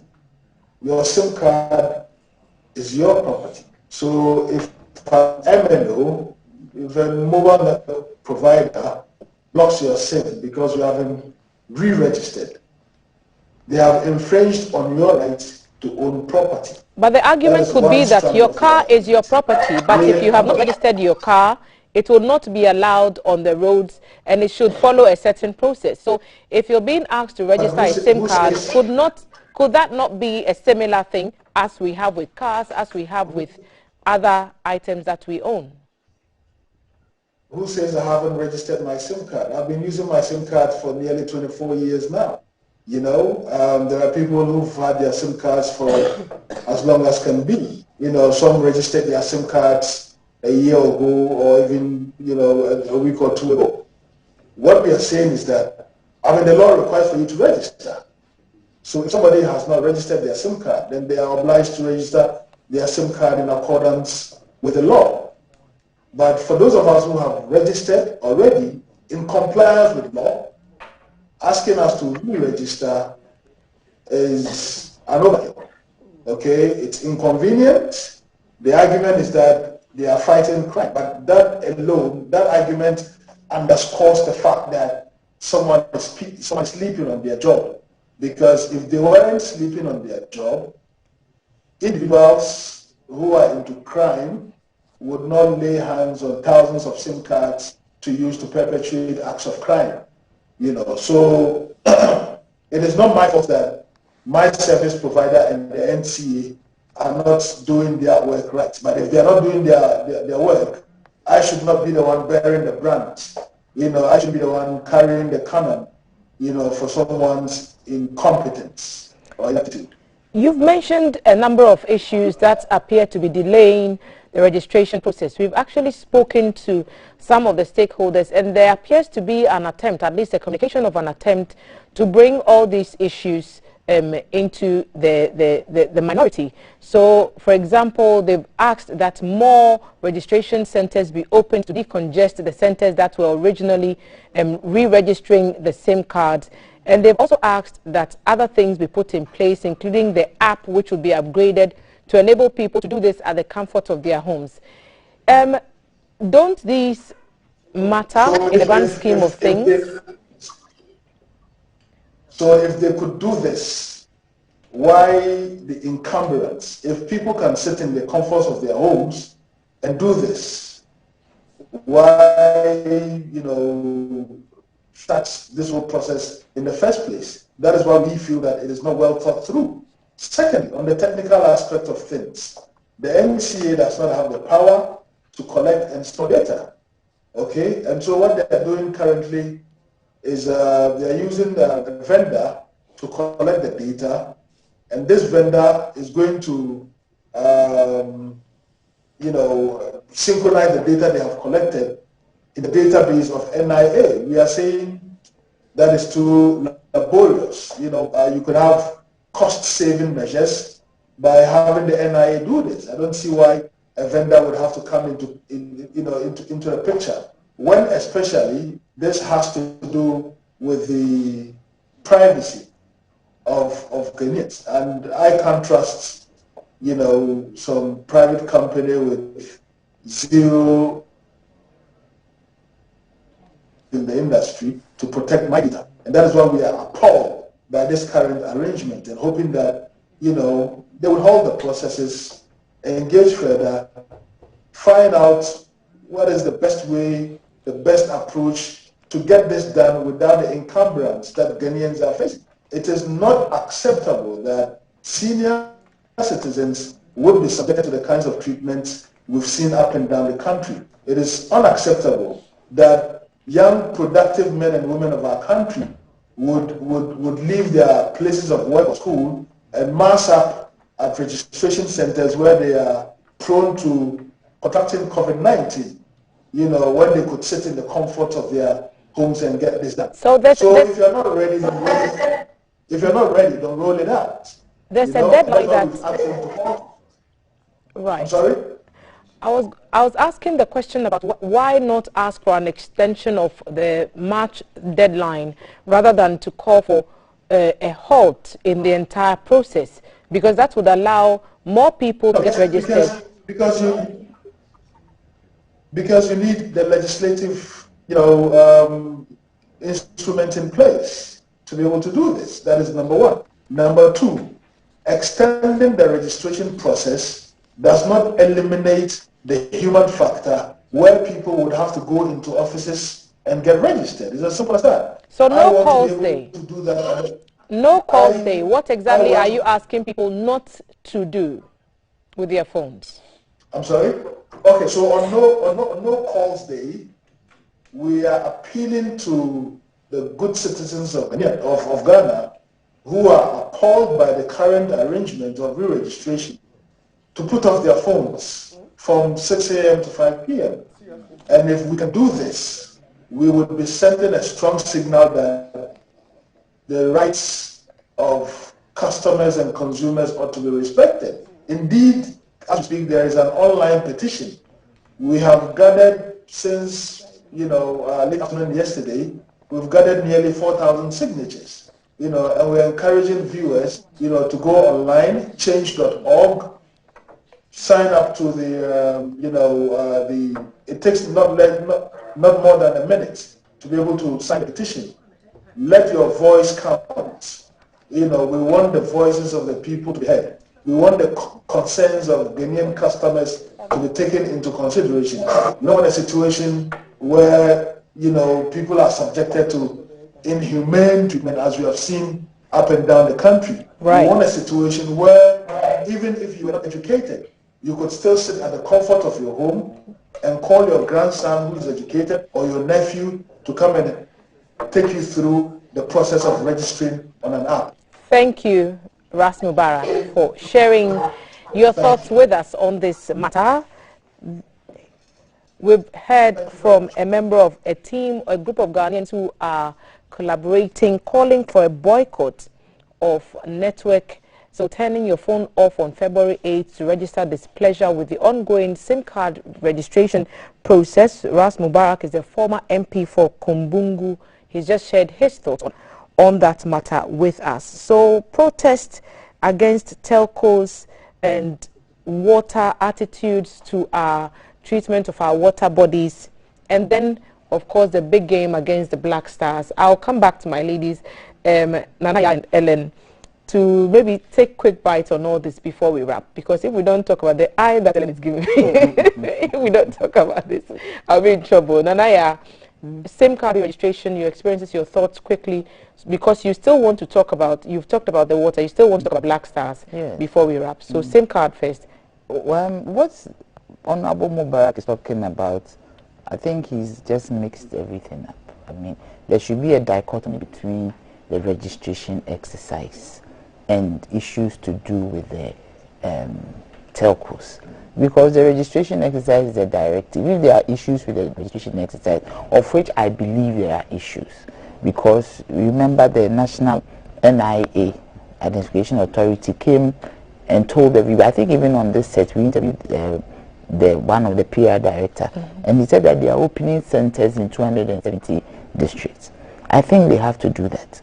The centers have been opened, but they are not well equipped, because my checks told me that when you go to the centers, they cannot link you to the main portal. So it means there are some data issues, Wi-Fi issues. So these nitty-gritty should be sorted out so that people can go to the center. Will you turn off your phone on February 8th? Will you tell others to do the same? I think maybe Honorable Mubarak is not in town.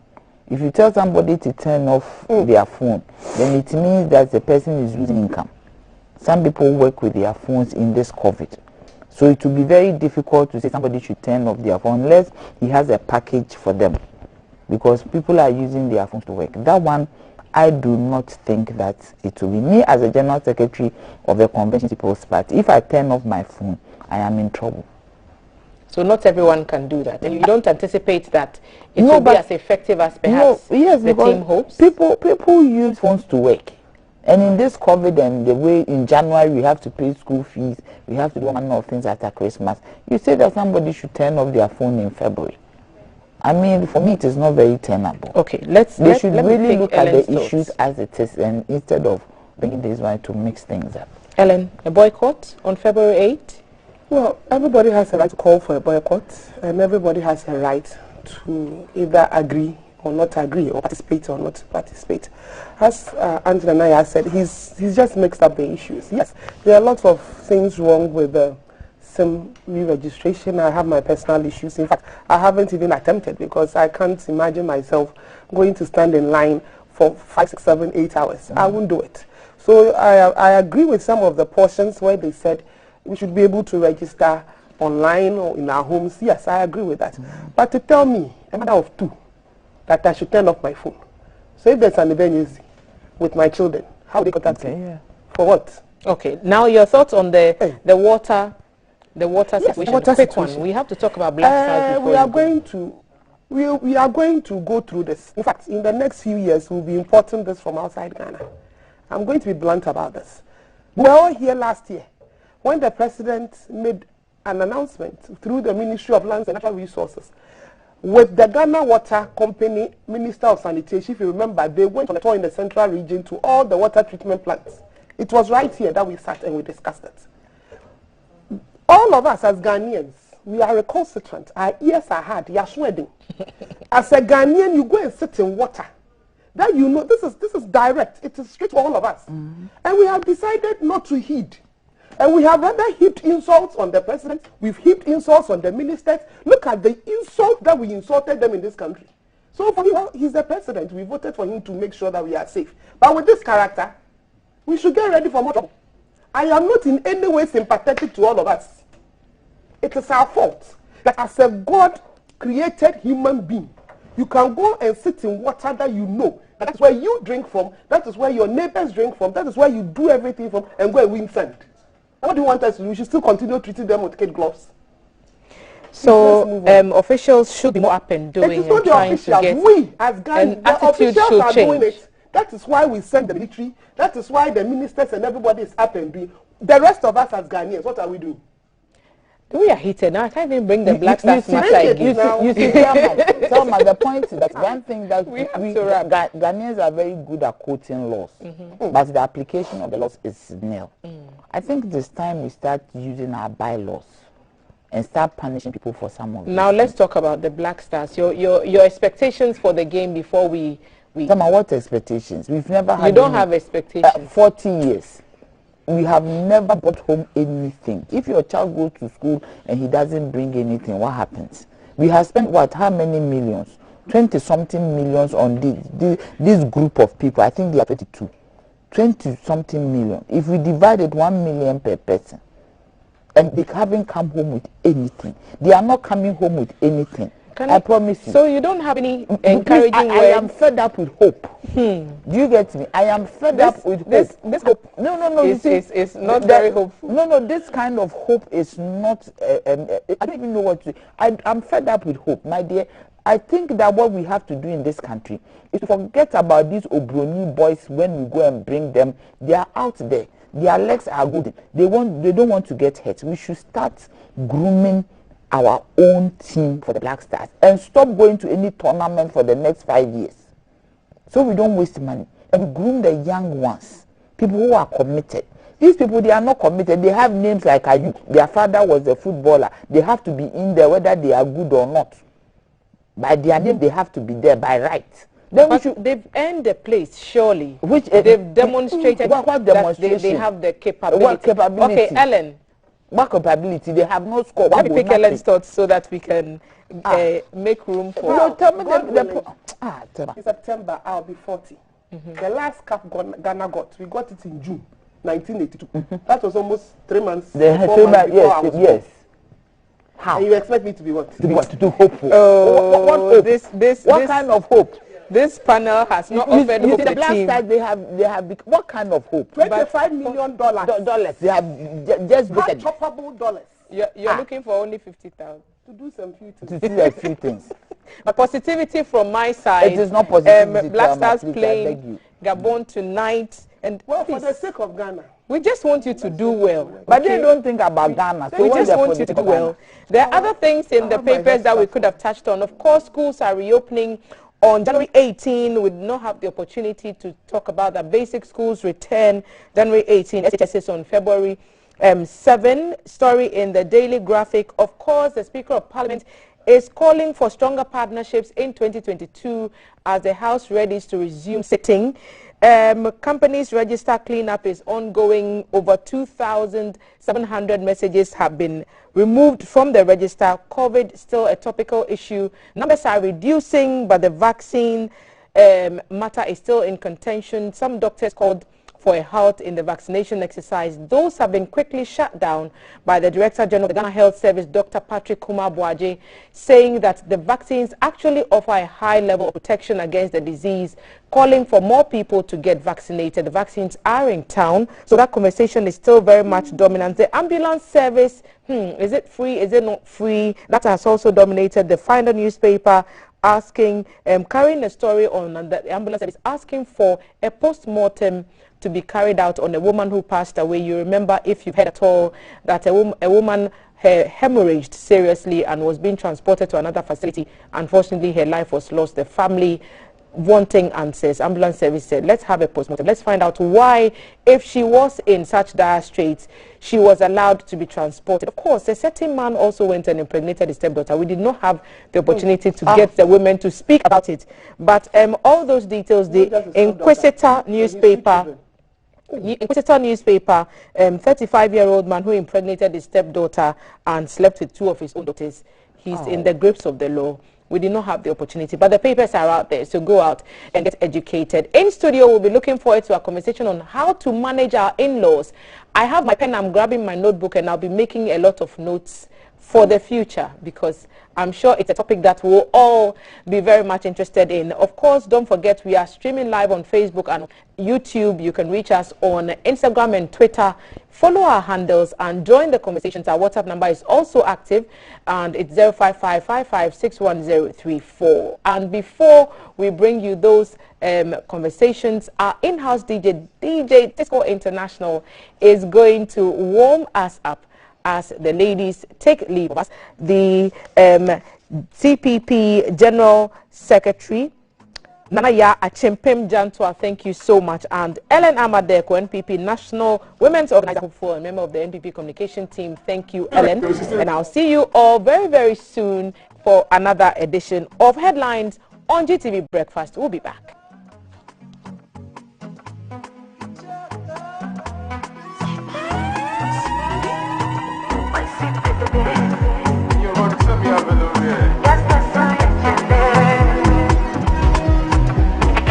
This is DJ Tisco International. She mess up my mind, oh. Give me your money that I pay for. Baby, I go dead for. Girl, you lost my mind. But my tonight is the night I've been waiting for. Baby, tell me what you waiting for. This tonight is the night.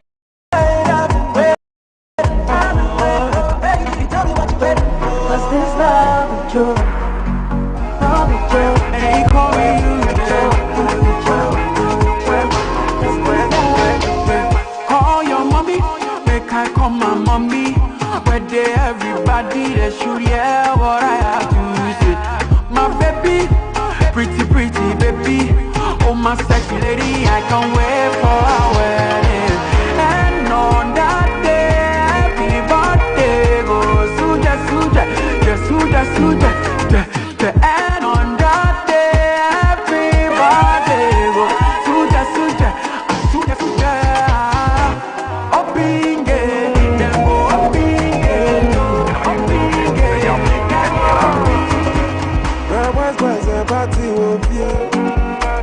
drinks and brand I am party will feel.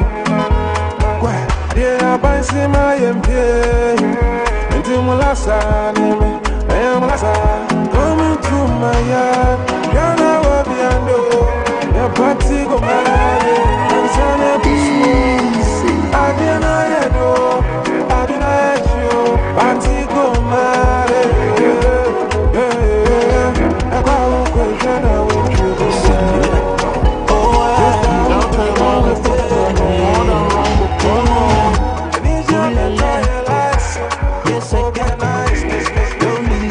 I got nice on tea and them, yeah. Ooh, yeah, yes, I can. Don't be late. I got nice on tea and them, so wait. Are you a bomber? Yes or no? If you your girlfriend, make I know.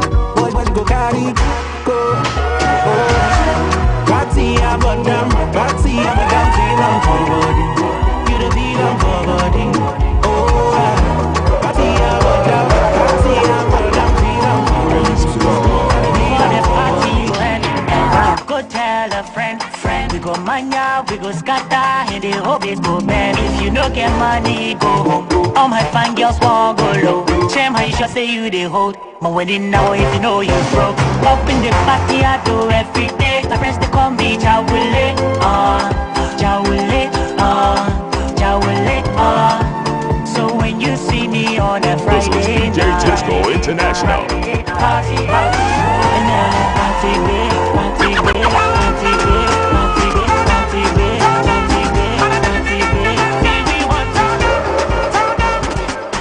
me I'm a hot pan, I'm a high. Some of them in catch and I'm a cat high. They come on so I'm feeling die. I feel me young with them, me young with them.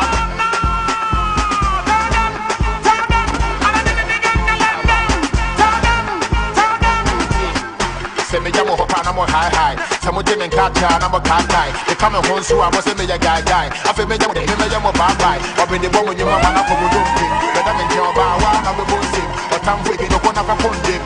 We come on, I am in a bump him. Vis-a-vis, Rabbi and Sasha, I'm a muti, I'm a crowd, I'm a mountie. That is a for the people. Come from the end of the night.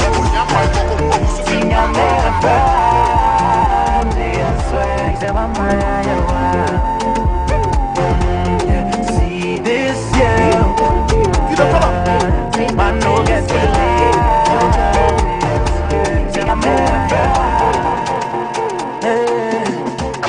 me di many a too sweet, yeah. Irradiate me mumwe, sa mi sufrewa, mami grete, mami grete, sa mi frewa bro, nyami frewa bro. Fi se wa mayawa,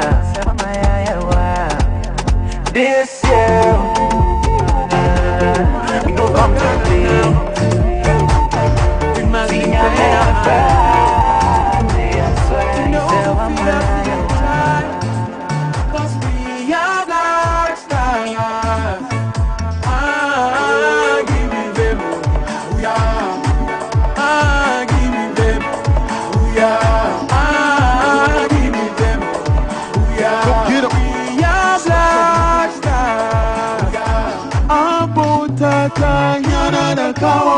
Tanuncia, tomo grila, mina watro. Tano vinyo micho, tadu pakata micho.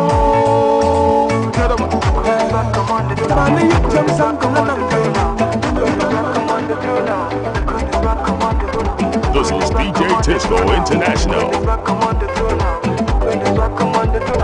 I to give them pressure, and my mind is scattered. Before they order, I want to do my thing. The musician, let's go and say as an altar. Yeah, me all like a woman of quality knows what she wants. If you want to tidy me and do what you want, then hurry, come carry your baby, go. Come and see my mother. My mother, you must see my mother. My mother, come and see my mother. My mother, you must see my mother. My mother, come and carry.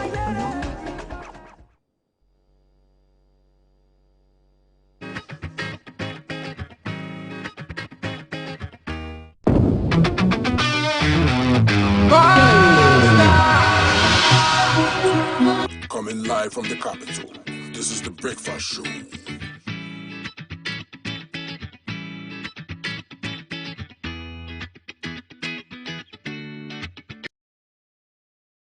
Good morning, everyone. Good morning. It's a good morning, and we serve you breakfast. Not just any breakfast. Sizzling helping. Yeah, all the time. Okay, let's take a peek. I brought my spine. There are certain things that we do to help the children with their brushing. And there's much more on offer on GTV Breakfast. You want it served buffet style? On-site restaurant. Complimentary breakfast? Off of your plate chicken vegetables. So in my lifetime, I haven't seen Ghana Black Stars win an African Cup. Can I show what is written on the back? Yes, definitely. Where's the camera? Just stand and turn. So what's your pleasure than Votras, yeah? At that time of the morning.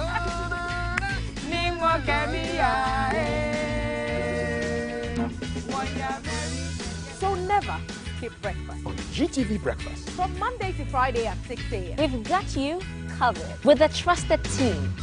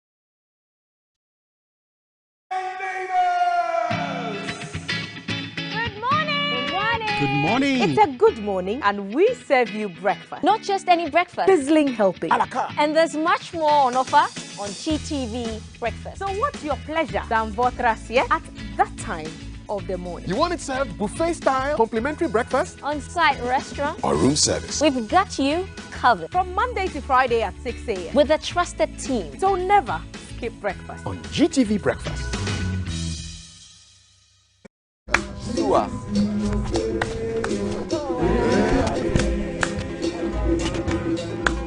So we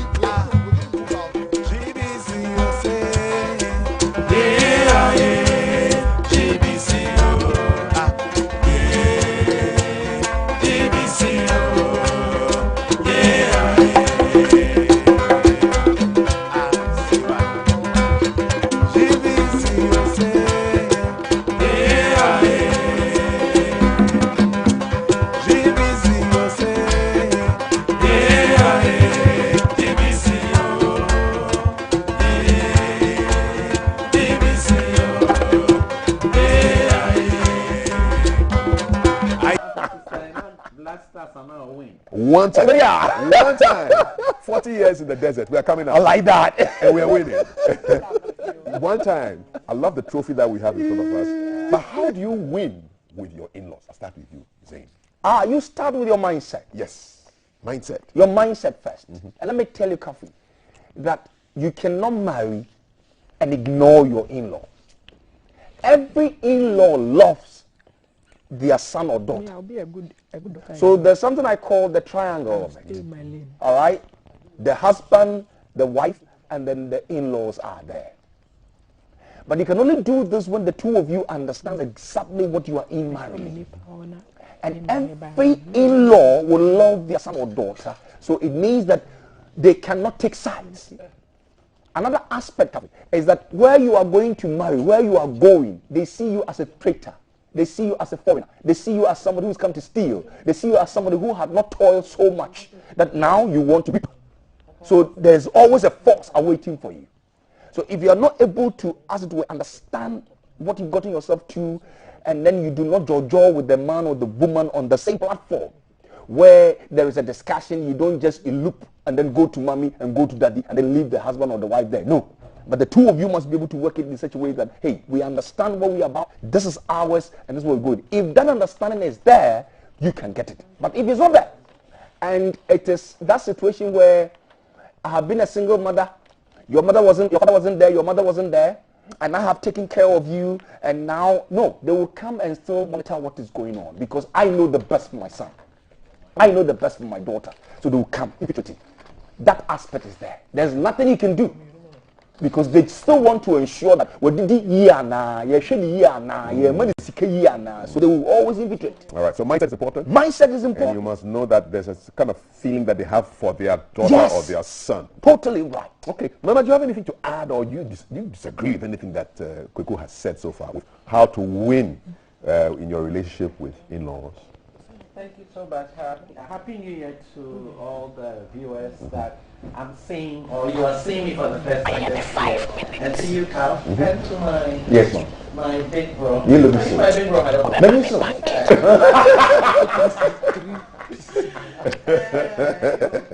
So, you see, this in-law thing, it's in our culture as Africans or as Ghanaians, and especially because in Ghana we have several different tribes, we have different ways of dealing with this issue. But when you look at the holistic nature, you have the WhatsApp phone. Maintain a relationship. Where is it? When you love someone and disrespect, despise, or hate their siblings or their parents, that means you are not interested in the WhatsApp phone. That wants the WhatsApp phone. Because it's just a matter of time. Even if the man or the woman behaves like, oh, yes, I mean, it's okay. Don't mind them. Don't mind my mother. Don't mind my father. It's just a matter of time. Because, God forbid, if something happens to that spouse or that partner, who are you going to talk to? So, coming to our culture, we have different ways of handling it. And I know as an African, hey, so it's a stiff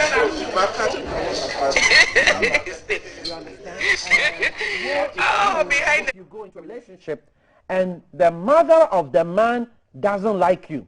The mother or the sisters especially don't like you. You can deal with it when the brothers don't like you. But when the sisters don't like you, disaster. It's a disaster. Why is that so? Why is the sister relationship because a strong one? Men protect their sisters, so their sisters are special to them. And so they have soft ears for their sisters. So when their sisters are asking them for something, they are put in a situation that they have to please them.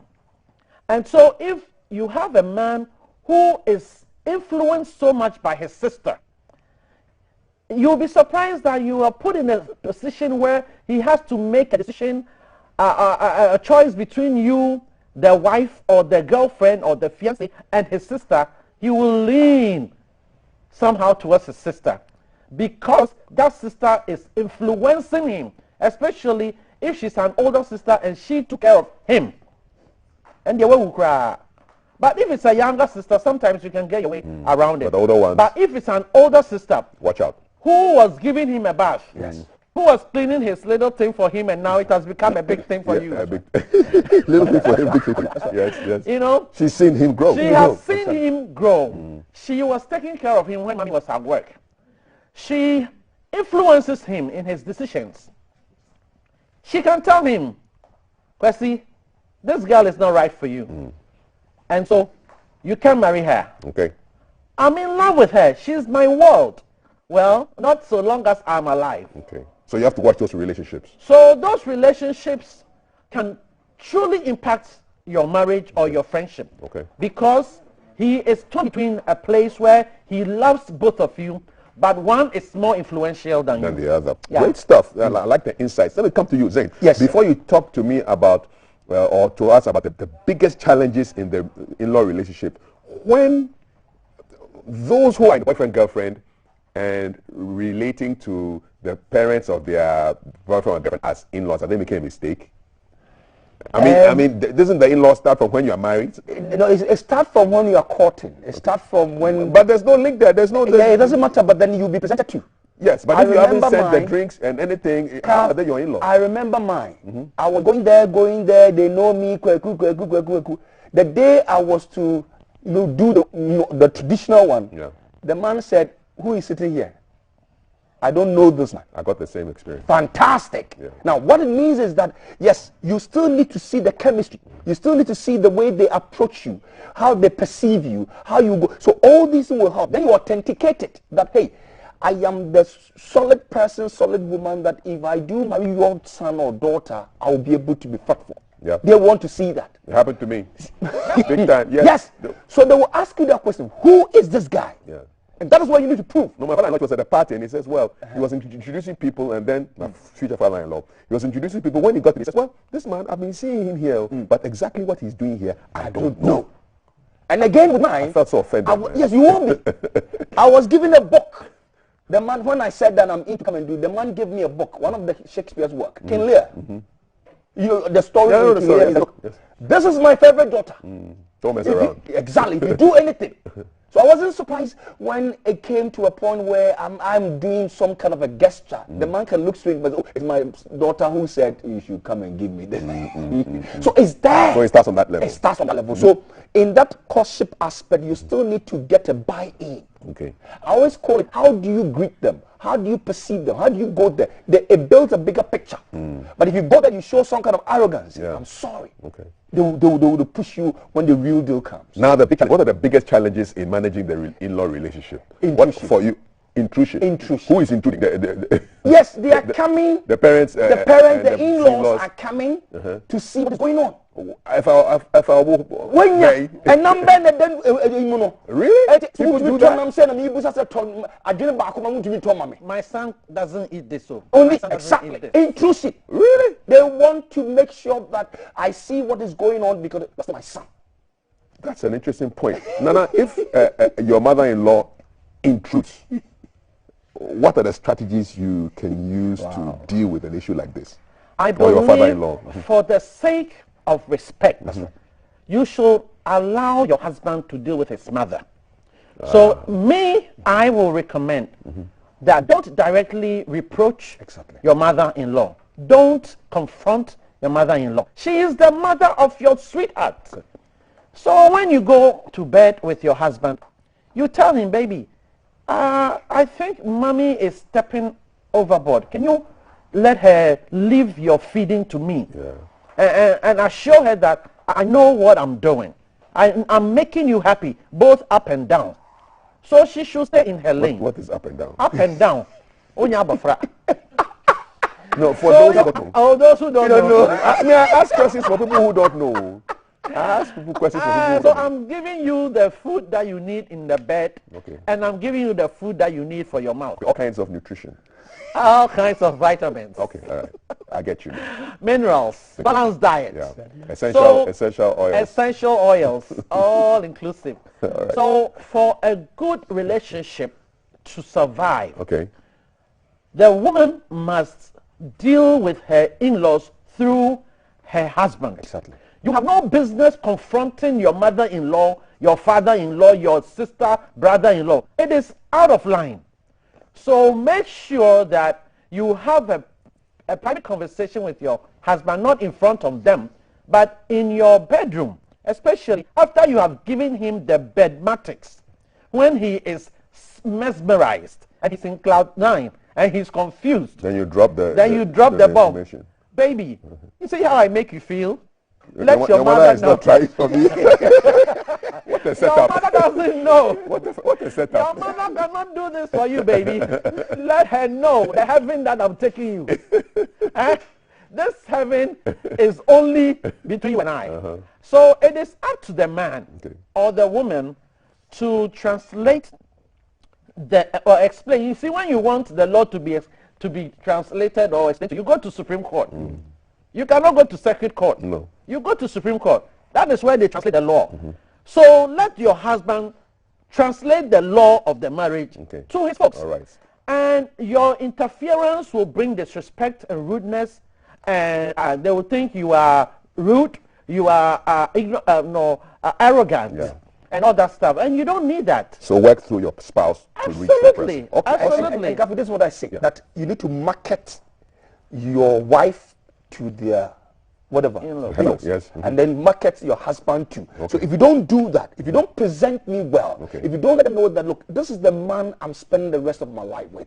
He is this, he is this. He will be able to get that. If you do not cushion on that basis, and you always want to fight it, you have a problem. There's always a problem. Okay, let's talk about loyalties.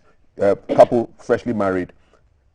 What's the where do your loyalties lie? Is it to one another or still to your parents once you're married? It cut across, but you should be able to segment it. You should be able to break it down. You see, your loyalty, first of all, start with your husband or wife. Okay. All right? But before they became husband and wife, remember, there was mommy and daddy. So you need to now transfer. Yes, they are the first recipient of that loyalty. You are now going to transfer it to their parent. That is why I always say that no matter what the situation, never raise your voice, never raise your hand on your in-laws. Don't even insult them in your mind. Don't. Because whether you like it or not, they are a replica of your mother and father. They more or less represent on that basis. So you need to know what the loyalties are. You need to know okay. where you place that thing. It's very, very important. Okay. Even if it is to a point what I don't really understand and I don't like you, you don't exhibit it. You don't. You what I call it. I use what I call the power of silence. But as you stand and the gestures you show and the kind of the whole of thing, it's dangerous. It's very dangerous. It's dangerous. Nana, couples who have issues and then go and report their marital issues to their parents. So the guy has a problem with his wife, then he goes and reports his wife to his mom. What's going on there? Lack of maturity. Exactly. Lack of maturity, self-distraction, inconfidence, insecurity. So all these are signs of somebody who is not secured in the relationship. And if, you see, love between two people must be like a wall. I mean, there should be like a wall around. The love must be a wall. And then when the two of you are together, it is a well that you don't want to come out of. So keep your issues amongst yourselves. Absolutely. The love must be a wall around you. So the moment you want to go out of the wall, the love will hit you. Okay. The love will hit you. You come back. I love this man too much. I cannot go and say anything about him to my family. They shouldn't know that his feet are smelling. They shouldn't know. Are people learning all this wrong behavior from the movies that they watch where you see somebody has a problem and they go and report to the mother? Peer pressure. It's peer pressure.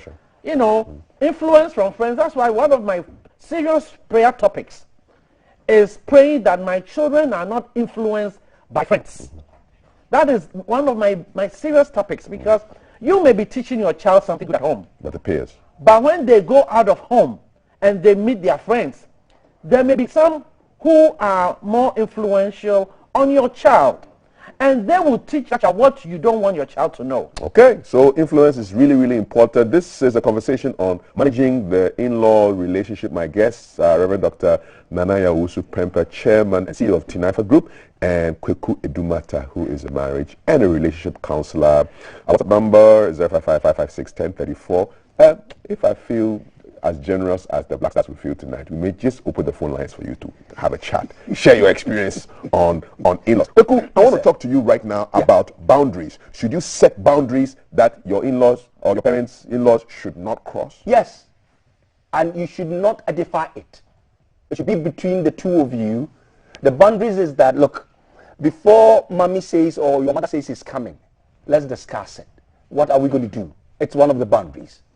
When he comes, where is he going to sleep? What are we going to do? We should all agree. All these things must be spearheaded. Can you even say something like that we should know when they are coming to visit? Yes, it's possible, because we need to prepare. We shouldn't be it can be taking us by surprise, but again, there should be some kind of a cushion that we can really get it. Let's not forget that in-laws are also the brothers and sisters of the spouse. Yes. They are all part of it. At least that communication should go. But the moment one party takes a stance and says that they are my sisters, they were there, then we have a problem. That is where the problem is. When you take a stand as against your partner and you more or less relating more to your siblings, there's a big problem. I remember a guy came to me and said, "Uncle, can you imagine playtime me didi mono and you had 7 oniano because I was in Ide." Oh, that statement, it's hurting. Because that plate is meant for me. I'm special to you. Why is it? But to the woman, it's my brother. Who equally was there when you came. So that's what you do. So the boundaries must be set, both of you. So the woman shouldn't have done that. The woman shouldn't have done that. Because that was a man's plate. Exactly. Yeah, it's like my father's chair. Nobody sits in it. Nobody sits there. Even if he's not there. That's it. Even if he's not there. That is the boundary. And I know a lot of people can relate to that. So, that is chairs. Exactly. Yeah. So I call it the do's and don'ts. Okay. We should establish that quickly. Boundaries. If we don't do that, we're going to have a problem. Now, let's talk about the importance of the other woman in, especially for men, because men must know that, women must know that the other woman in her husband's life is probably going to be his mother. Sure. How do you negotiate that relationship between the guy and his mother? Who's there long before you landed? You see, I will make an appeal to mothers. I beg you, mothers. I know you love your sons. Once your son says, "Mommy, this is my girlfriend who is going to be my wife," give your son that respect and give him that space if you love him. Because now this is the woman who gives him the chills, who gives him the peace of mind that he needs to work, gives him the peace of mind to make money and bring it to you. So if you are a wise mother, you will give your son that space to love the woman who makes him happy, to be able to work and bring you money. Based on that, I am confident my mother was a wise woman. Because she warned me that the moment I got married, she didn't want to see me in the house without my wife. And says, when I come home, I shouldn't expect to be fed. Go home again. It's one of the boundaries mommy is setting for you. Quickly. You see, some mothers don't know when to draw the line. Because they never experienced the love that you are showing your wife. She, the mother, never experienced it. So the jealousy arises the moment he notices that you are calling the woman's name every time you are with her. "Oh, my baby. Oh, hi, baby. I'm with my mom. I'll call you. Oh, hi, baby. Oh, hi, sweetheart." She never had that.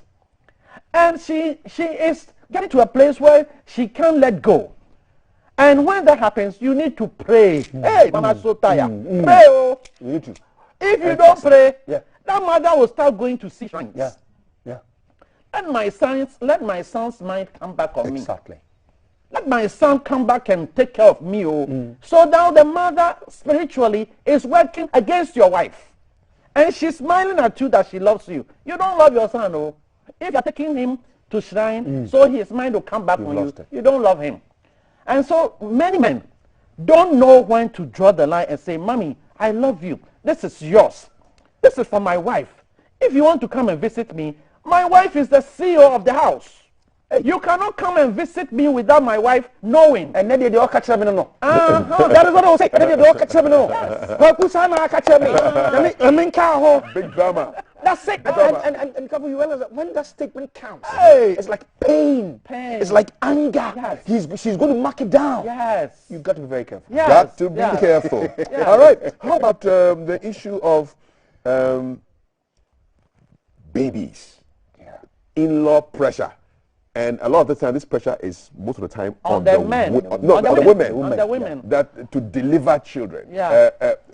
Yes. In your practice, what are some of the strange stories? Oh, it's so horrible. Is it a common issue? I mean, when the ladies come and they are telling you, by for 4 years, I've not even conceived, and my in-law, no. When it comes like that, it's about containing them. Contain them. And then you need a buffer in terms of your husband defending you. So the husband's role is critical. When it comes to this, if you let go and you allow the woman become vulnerable, I'm telling you, it will not work. The marriage will not work. So you, the man, should say, "Oh, you're ready." You need to always, when you're ready, you should be able to find answers. Now, mothers-in-law are asking for deadlines. They are asking. Really?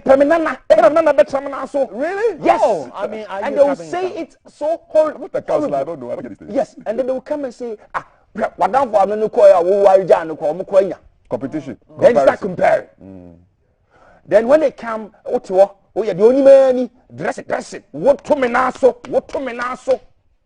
These are the things that count, and it kills them emotionally. How about the guys? How are the guys? Do guys also get that pressure? You know, and most of the time, the problem is with the guys. Yeah.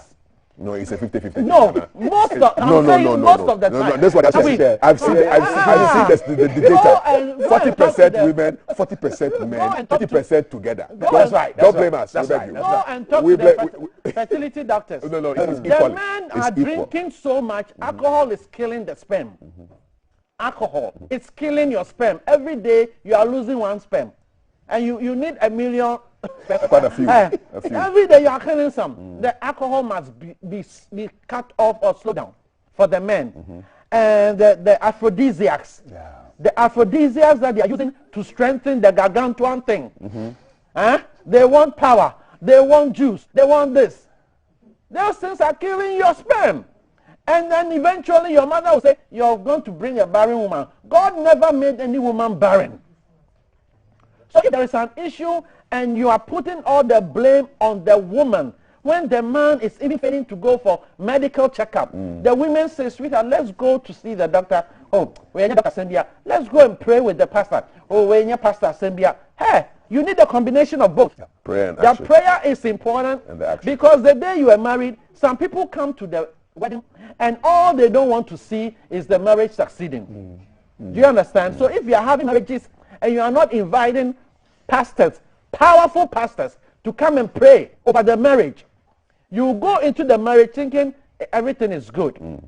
And you start seeing the effect of people who have come to plant things in the marriage. So the power of a spouse to defend the wife against very important. You cannot allow your mother or your sisters to insult your wife that she's barren. No. And that's where I call your wife. You see, the moment it happens like that, that protection must be there. Never alienate the wife. Don't dislodge the wife. Don't say any wasaba. Especially when you were courting, you took her to abortion clinic 10 times. Yes. You, the same man, you took this woman to abortion clinic, and now you are blaming her that you cannot have children. Go back and collect the abortion that you did. That's right. It's true. That's it. Go back and collect the babies. That's it. Yes, there was one case that really came. Yes, there was one case that abortion that the mom was aware. The mom was aware that the lady went for abortion. Yes, in your courtship, you were this because of their status in church. So the man, even the woman instigated for the thing to be done. Now they're married, the baby is not coming. And the same woman is putting pressure on the woman. Oof. Oh, yes. So that we didn't know. That we were saving our name. That we were saving the tomorrow. But for now, you should be able to get it. And when it happens like that, I like the stance the guy took. He stood by the wife. He stood by her. He stood by her. We need men and said, this is ours. And this is what I want. No matter what the situation, you the man. That's what makes you a man. One time, I have a man here in the house. Kweku Edumata is a relationship and you have a woman and counselor. And I have a woman in the house here, Reverend Dr. Nanaya, who's super chairman and the CEO of Tinaifa Group. It's now time for you, men and women, to get in touch with us and call us. This is the number, 0543 664 264. 0543 664 264. Last time, 0543 664 264. The number should be on your screen. We want you to share your experience. Good experiences, bad experiences, ugly experiences. We will learn from everyone. All right? 0543 664 264. Now, I'm sure you also listen to a lot of in-law stories. Which are the ones that really come to mind that are really, wow, this one surprised me. Wow. There is one that I have heard that my heart is broken, where the in-law came to the home so that she can help her son's wife take up a new baby. Okay, so the mother-in-law, the man's mother, comes to the house to help her daughter-in-law to take up a new baby because it's the first baby. She doesn't know how to do it. And what happened? And this woman, when she goes to the kitchen to cook, this daughter-in-law will come to her. Don't touch my things in the kitchen. So this emo. So the woman eventually started isolating herself and staying in her room for a long time. Now, but she loves her the child. I want you to continue the story after I listen to Vera. Okay, it's a great story. I love that story. Vera, greetings. What's up? Vera is gone. Yeah. Yeah. Quickly. So Sorry, you can only imagine how the son feels. You know, when you come home from work and your mother is locked up in her room. Oh, like a prisoner. Yes, all day. Oh, yes. So even food, then hurriedly you go to the Did mommy room. go? Did she leave? Then she left. That's all. Yeah, she left. That's But, her own baby. eventually, you know, you are breaking the marriage. The marriage, Yeah, exactly. you know, because eventually marriage is broken anyway. So here goes the mindset. Yeah. Right from the beginning to the marriage, you were told, Okay. that woman was told. So the mindset is Yes. really important. Yes. Let's go to the lines right now. 053-664-264. This is GTV. We're talking in-laws. Good morning. Mommy. Hello, good morning. No, this cannot be mommy. Hello, good morning. Good morning. Ade, what's your name, sir? I'm Kwame. Kwame, all right. Kwame, share your story. Nice one. So, I like what you guys are discussing this morning, and it looks like I tend to agree with the woman and the man saying, the woman is saying, if you want you get married to somebody, even before you get married, you have to be defending your wife towards your parents. Okay. And like the vet. Okay. Are you a counselor? Because if they do something, if your wife you get with somebody and then they are doing something which is not right, you don't go and tell your family this is what is going on. All right. You tend to show that and then tell them the nice aspect, because the moment you do a sellout to them, they will use it against you in the future. Kwame, is this your own experience, Kwame? Is this your own experience? Yes, this is my own experience. Yes. So say what you did now. We want to hear from you. That's what I'm saying. But if you say if you say Kwame, this is what I did. No, but if you don't show the thing in a nice way and you sell out to your family, they use it against you in the future. Maybe so. So just be nice and good things about them, and then you move on. Charlie, That's what I'm saying. Okay, all right, Charlie. Thanks a lot, Kwame. Sorry. Before I go married to my wife, my wife is a guy. My parents don't like a guy. Her parents also don't like fancy. And then suddenly, both of them are my guy. Don't tell them I'm fancy. Let's be nice to ourselves. Okay. And then very funny, because they knew I was a fancy, they knew also was a guy. We tend to like each other, and then before they got to know, we ended already. That's all. They couldn't say each other about. All right. Sometimes well, some small necessary deception. All right, Tommy, thank you very much. In some countries, it's illegal to even mention your ethnic group. You are just Ghanaian. Yes. Forget that the tribe thing. But you know? I love what he did. They stick together. He has been able to renew the mind. Yeah, God. Both of them have been able to renew the minds of their parents, families, because of the way they have treated them. So, because they are being stereotyped. The parents are stereotyping. You're fancy, you're not good. You are Ghana, you are not good. There are people that come from a tribe that you must have hated, but there is one or two people in that tribe that you can love. Exactly so. 0543-664-264. I'm interested to hear about this angle. I mean, inter-ethnic marriages, you have more issues with in-laws. I don't like guns. I don't like fanties. I don't like that. I don't like this. That kind of thing. I'd really love to hear from you. Akosia is on the line. Akosia, good morning. Oh. Good morning. How are you? I'm doing well. Yourself? Adeo, like my name. Listen, what's your experience? What's your experience? Tell me. Great news. So, just an experience. Yes. I was in a situation where the man all the time, like you're cooking in the kitchen, and then he goes like, "Oh, this is not how my mom does it. My mom normally does it like this. No. My mom normally does it like that." You give him food, and he's like, "Oh, my mom will ask me, how much scoops would you eat?" You know? So at a point, I just took the food from the guy. I mean, if you want to eat, you can go to your mom, or you can cook yourself. That's all. So I stopped, you know? And then... Did the marriage survive? Went on. He's now, I think he's now agreed or found his seat, if I should say. Nice. So now he doesn't make comments like that. Yeah. You know? Yeah. I think you did. Yes. I just took the food from him, like, and they're windy. I mean, go to your mom. Finish. Yeah. And does he tell you that his mom also does something else for him? No, no, just the food, like for example. Yeah. These mothers must realize that. Thank you so much, Akosia. That's a good one. Food issues. My mother does it like this. No, Come on, whatever man. the guy did is totally wrong. It's out of order, right? I mean, right from the foundation, this woman is a God sent, full of wisdom. Yes. But else the marriage would have gone. But it was a risk she took. It was a risk. Because if he says, okay, I'm not feeding you, go and eat. He doesn't go to Well, another, but he goes to another woman and starts eating. But then he's asking you to reason as a man. Okay. But should have just told it straight. Why must you come comparing what your mother used to do with me? Tell her about the threat to be dangerous. If you're like, okay, don't eat. Go to your mother. It's dangerous. You got to be more mature on that line. Because you are doing something that your wife doesn't like, and he's telling that go and do it or whatever it is. Then you have to be astute on that. What would be your response if your husband said, listen, well, but I'll get a response. George, greetings. What's up? Hello, George. Georgie. Georgia. If you don't get Georgie, Georgia. George, is it's like some kind of a missing link? Because I can't see you. I can't see if you're doing sign language. I can't see it. George, hello? You did it. George. Adi. Tell her why there's suspense and drama like that. Hobby. No, don't worry. I think they did the line. Now to talk. Okay, go ahead. What's your experience? Anyway, good morning to my mother there and good morning to my father. He's one of my favorite counselors. Go ahead. I really love him so much. Sir. Okay, fine. Let's come to mother-in-law.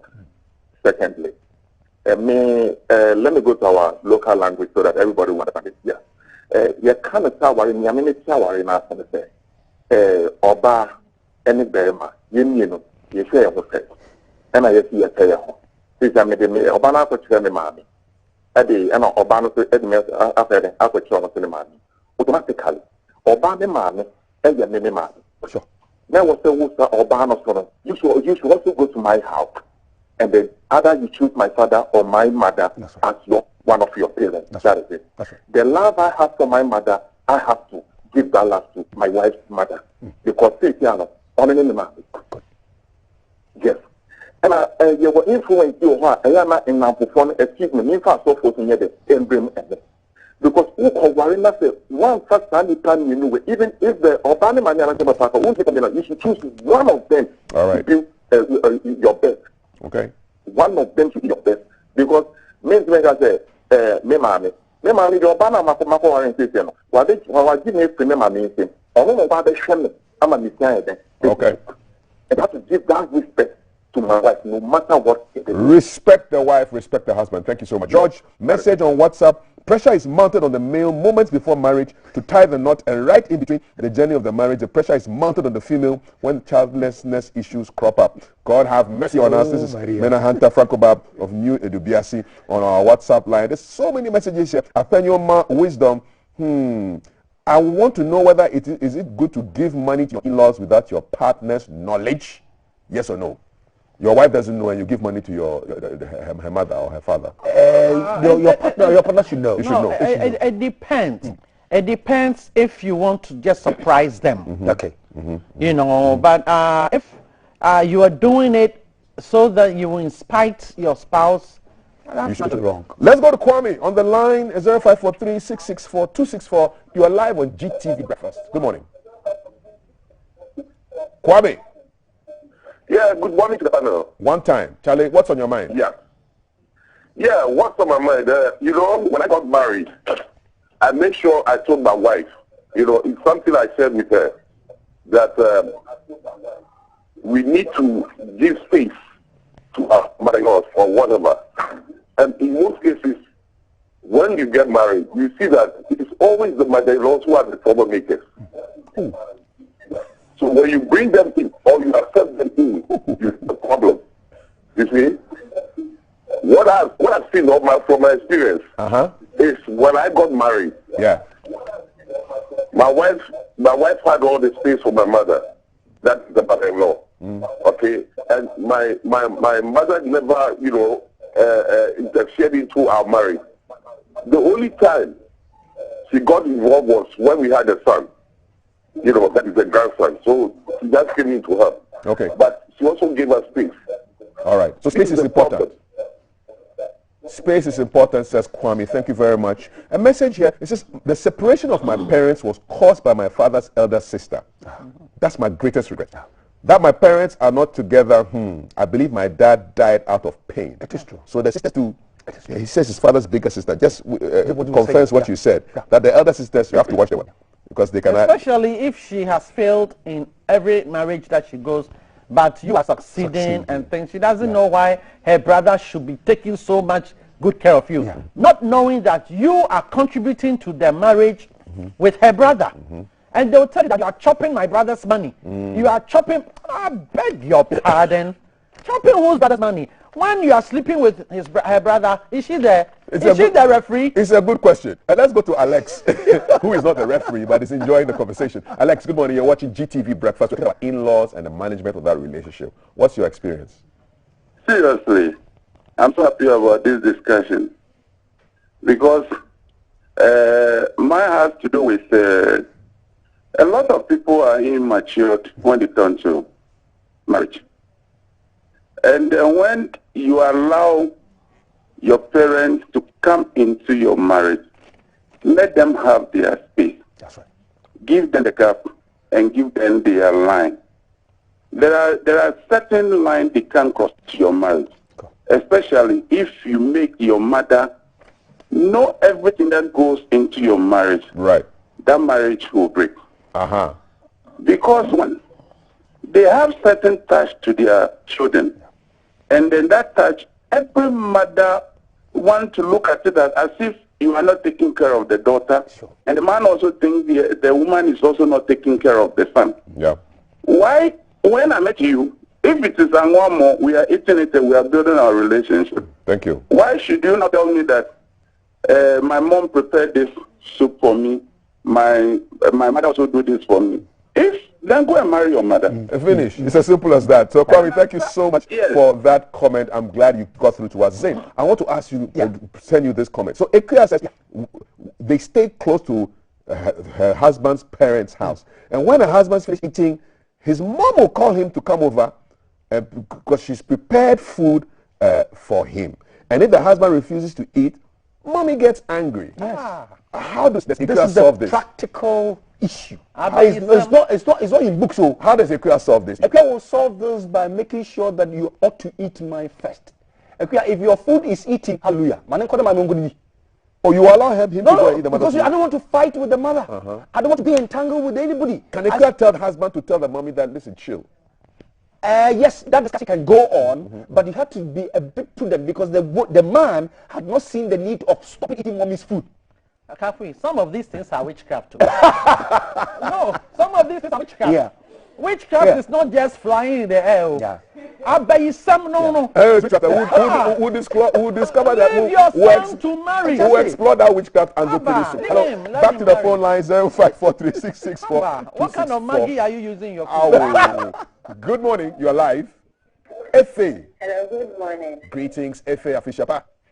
I think on my way. Lovely. Tell us your story. Is it a good one? Not so good. We want to know. Okay. But Go ahead. Okay. I thank you so much, counselor, and my mommy there. I like your treatment. The discussion you are talking about, it's really, really helping. I just entered into marriage 3 years now. Wow. And then I thank you for this kind of topic. Thank you. Thank you. Oh wow!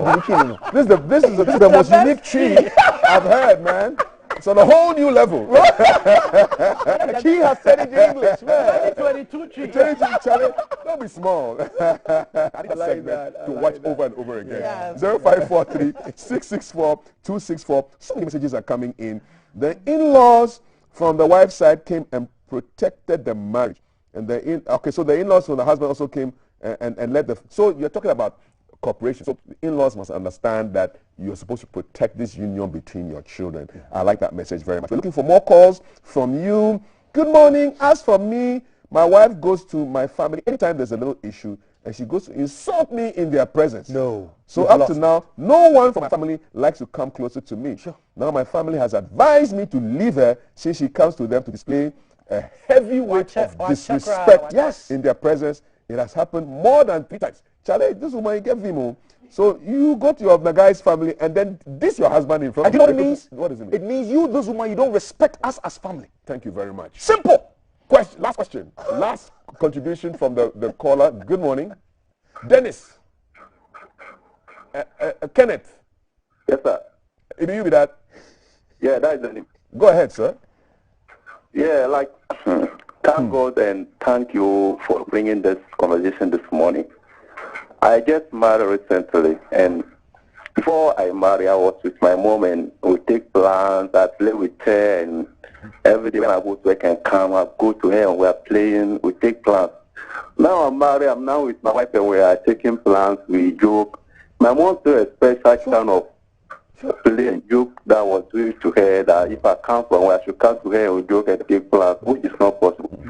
So at least that should go to one side. They should be aware that if I'm not married and I'm with her, we are taking plans, we are playing. If I'm married, you should know that I've got my rape, that will not take plans or play with my rape and not you again. Thank you. Thank you very much. Stand on your feet and let you know that it's a whole new level now. On this account, yes, he ought to cut the umbilical cord. Straight up. Now, what it means is that, mommy, this is not the time. No. And make your wife reference back. Thank you. That's all. Finish. Finish. I like that. You be trying to cut the cord. Nana, your final comments. Well, I believe that we go into relationships to love each other and to make each other happy. But in the culture that we are, if you are in America, you can forget about your in-laws if you want. Yeah, but not here. Who cares? But if you are in Ghana, no, you cannot do that. It's not possible. Because you come out of the house, your mother-in-law is at the gate. She didn't call you. She didn't tell you that she will come. She's coming to visit her son. So the way you welcome her will make your marriage work or not work. Indeed. So if you are displeased about anything that any of your in-laws are doing, please talk to your husband. Okay. Tell your husband that let's address it this way, that way. If you want to surprise your in-law, fine, but don't let your husband or your wife hear it from a third person. Awesome. Okay? I like because keeping secrets from your spouse will break the marriage eventually when they hear it from another source. Especially if an in-law hears it first and comes to tell your spouse. That is the end of the marriage. You hear somewhere that your husband has a child with another woman, and your mother-in-law goes to hear it and comes to tell your wife that your husband has a child with another woman. It's going to mess up the relationship. No, you don't have a relationship. Yeah. You don't have one. All right, but if you have a child somewhere and you tell your wife, at least she's not surprised, that I'm sorry, I wasn't able to close the zip well. The zip broke. Yeah.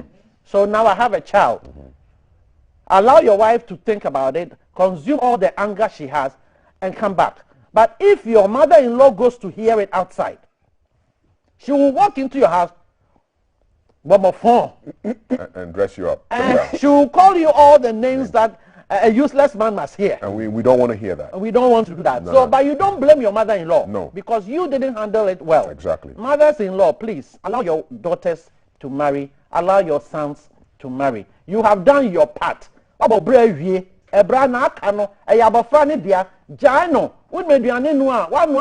40 years ansa na oware enti woman nsuo wanom wodi nako school wawie jaino. Thank you. Nakoba obra no no so money there. Hallelujah. Amen. Zain. All that I'll say is that no matter what the situation, if it's so embarrassing, it's so hurting, it's so painful, never raise your voice on your in-laws. Never insult them, never stretch your hand. But what it means is that the two of you should be able to harness your words well. See them as equally their parents. All right. And one of the weapons you can use when the terrain is rough, silent. Thank you. Silent. Silent. Jadi, adam unjimi ye, demo nyansa ana person portray. Silent. Good. Go for it. Hey, wake up. Silent. Okay, now we are up. I'm just giving them a sense of the silence that they should experience when they are going through the problems. Quickly, we do matter is a relationship and marriage counselor. And the Reverend Kananya Usupremper, Chairman and CEO of Tinaifa Group. You guys are just... Thank you. The vim is too much. Hey. Wow. The vim is too much. It's for GTV. One time, you're watching GTV Breakfast. We're coming up and ending the show with something that you will love. Don't go anywhere. All right, that was great.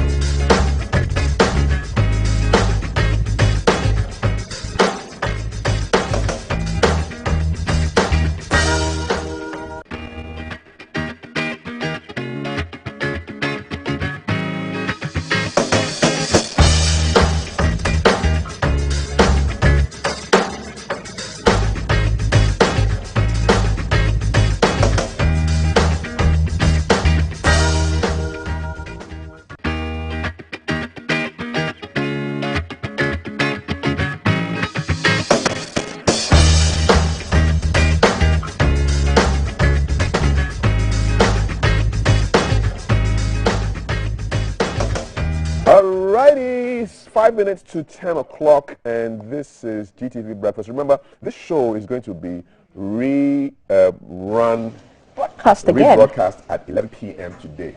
So that will be about 2 hours after the Black Stars victory. Okay? I like that. You can join it with your glass of wine or Chardonnay, whatever you like to enjoy with. Okay?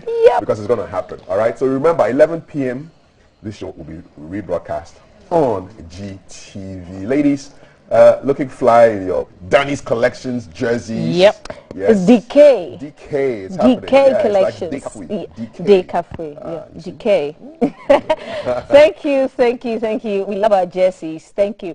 Remember, guys, that we are still sharing on Team Ghana. Forget all the negativity. Today, we are winning. Sharp. We did win. Sharp. We did win. Sharp. If we did draw self, we go win. Remember to follow the hashtag. Even when we finish our show, our hashtag is GTV Breakfast, and we are active the whole of the weekend until we see you again on Monday. Hopefully, Monday we'll have the winner of the one who got the prediction correct for our cheesy quiz. So our cheesy quiz, which asked you to predict the scoreline for the Ghana-Gabon game, we hope to announce the winners on Monday, and hopefully over the weekend we'll have better relations with our in-laws, prospective in-laws. Charlie, the messages no monster in Charlie, the messages are crazy. Some people always think it's only the men who ill-treat women. My in-laws have turned this marriage into hell. We've been married for only 3 years now. My father-in-law manages to entice my wife to take 30,000 CD loan for him. Clandestinely, he didn't know, and the wife managed to take a loan for the father-in-law. And Charlie, the guy. The relationship experts say don't do anything that your partner, your spouse does not know about when it comes to your in-laws. So don't keep secrets. Is what I heard from the side. And there's a lot of messages. I found the conversation quite insightful. Yeah. I think I'll go back to the stream on Facebook and watch it again in case I missed anything. And you can do same. You can always rewatch any of the things that we talk about on the platform and continue to comment. And if you find anything worthy of note, some of you have asked for the contacts of the counselors, and we'll try and share that on our Facebook and YouTube channels as well. You know what we should try to do next week? We should try to do like a town hall for in-law issues. So we just ask them to send all their questions. So when the people come, all they do is they respond to all the issues, almost like a consultation. Because this in-laws thing, we need a part 2. The messages are just flowing. Somebody who was trying to call in but got the busy tone called my phone and said that their in-law shows up at 5:30 a.m. every Saturday, legit, since they got married, like 5:30 a.m. because he's an only son. He's an only son, and they've lost their dad. 5:30 a.m. That's the time I come to work, 5:30 in the morning. The show is done. It's almost 10 o'clock. Thank you very much. Oh, and thank you to our big grandma, Mrs. Rosina Konya, Auntie Rosie. 100 on Sunday. Happy birthday to you once again. 100 on Sunday. Centenarian, Charlie. All right. We'll get her picture over the weekend. After her birthday on Monday, we'll give her more GTV shout-outs. Guys, all the best. Team Ghana, we are winning. All the way. We'll see you on Monday. We'll say we told you so. Pate will score. We'll score it, yes. The one will be Pate. All right. There comes the ball. Oh, there comes the ball. Okay. Oh, I just wanted to play the football. Oops. Mind the glass. All right. So that's it. Not I went there with my best friend Kule there we take a machine. Get to girls, them they like Takasufi. So many pretty girls they inside my money. I just want to say which can party, everything happen, everything there. Oh shit, I get many girls then they come from away. The AJ boys then they like to throw it. Come on, see go pay. We chose having fun. We want Korean, crazy girls like Maggie Stallion. But my girlfriend they turn me on. That's why me I hold.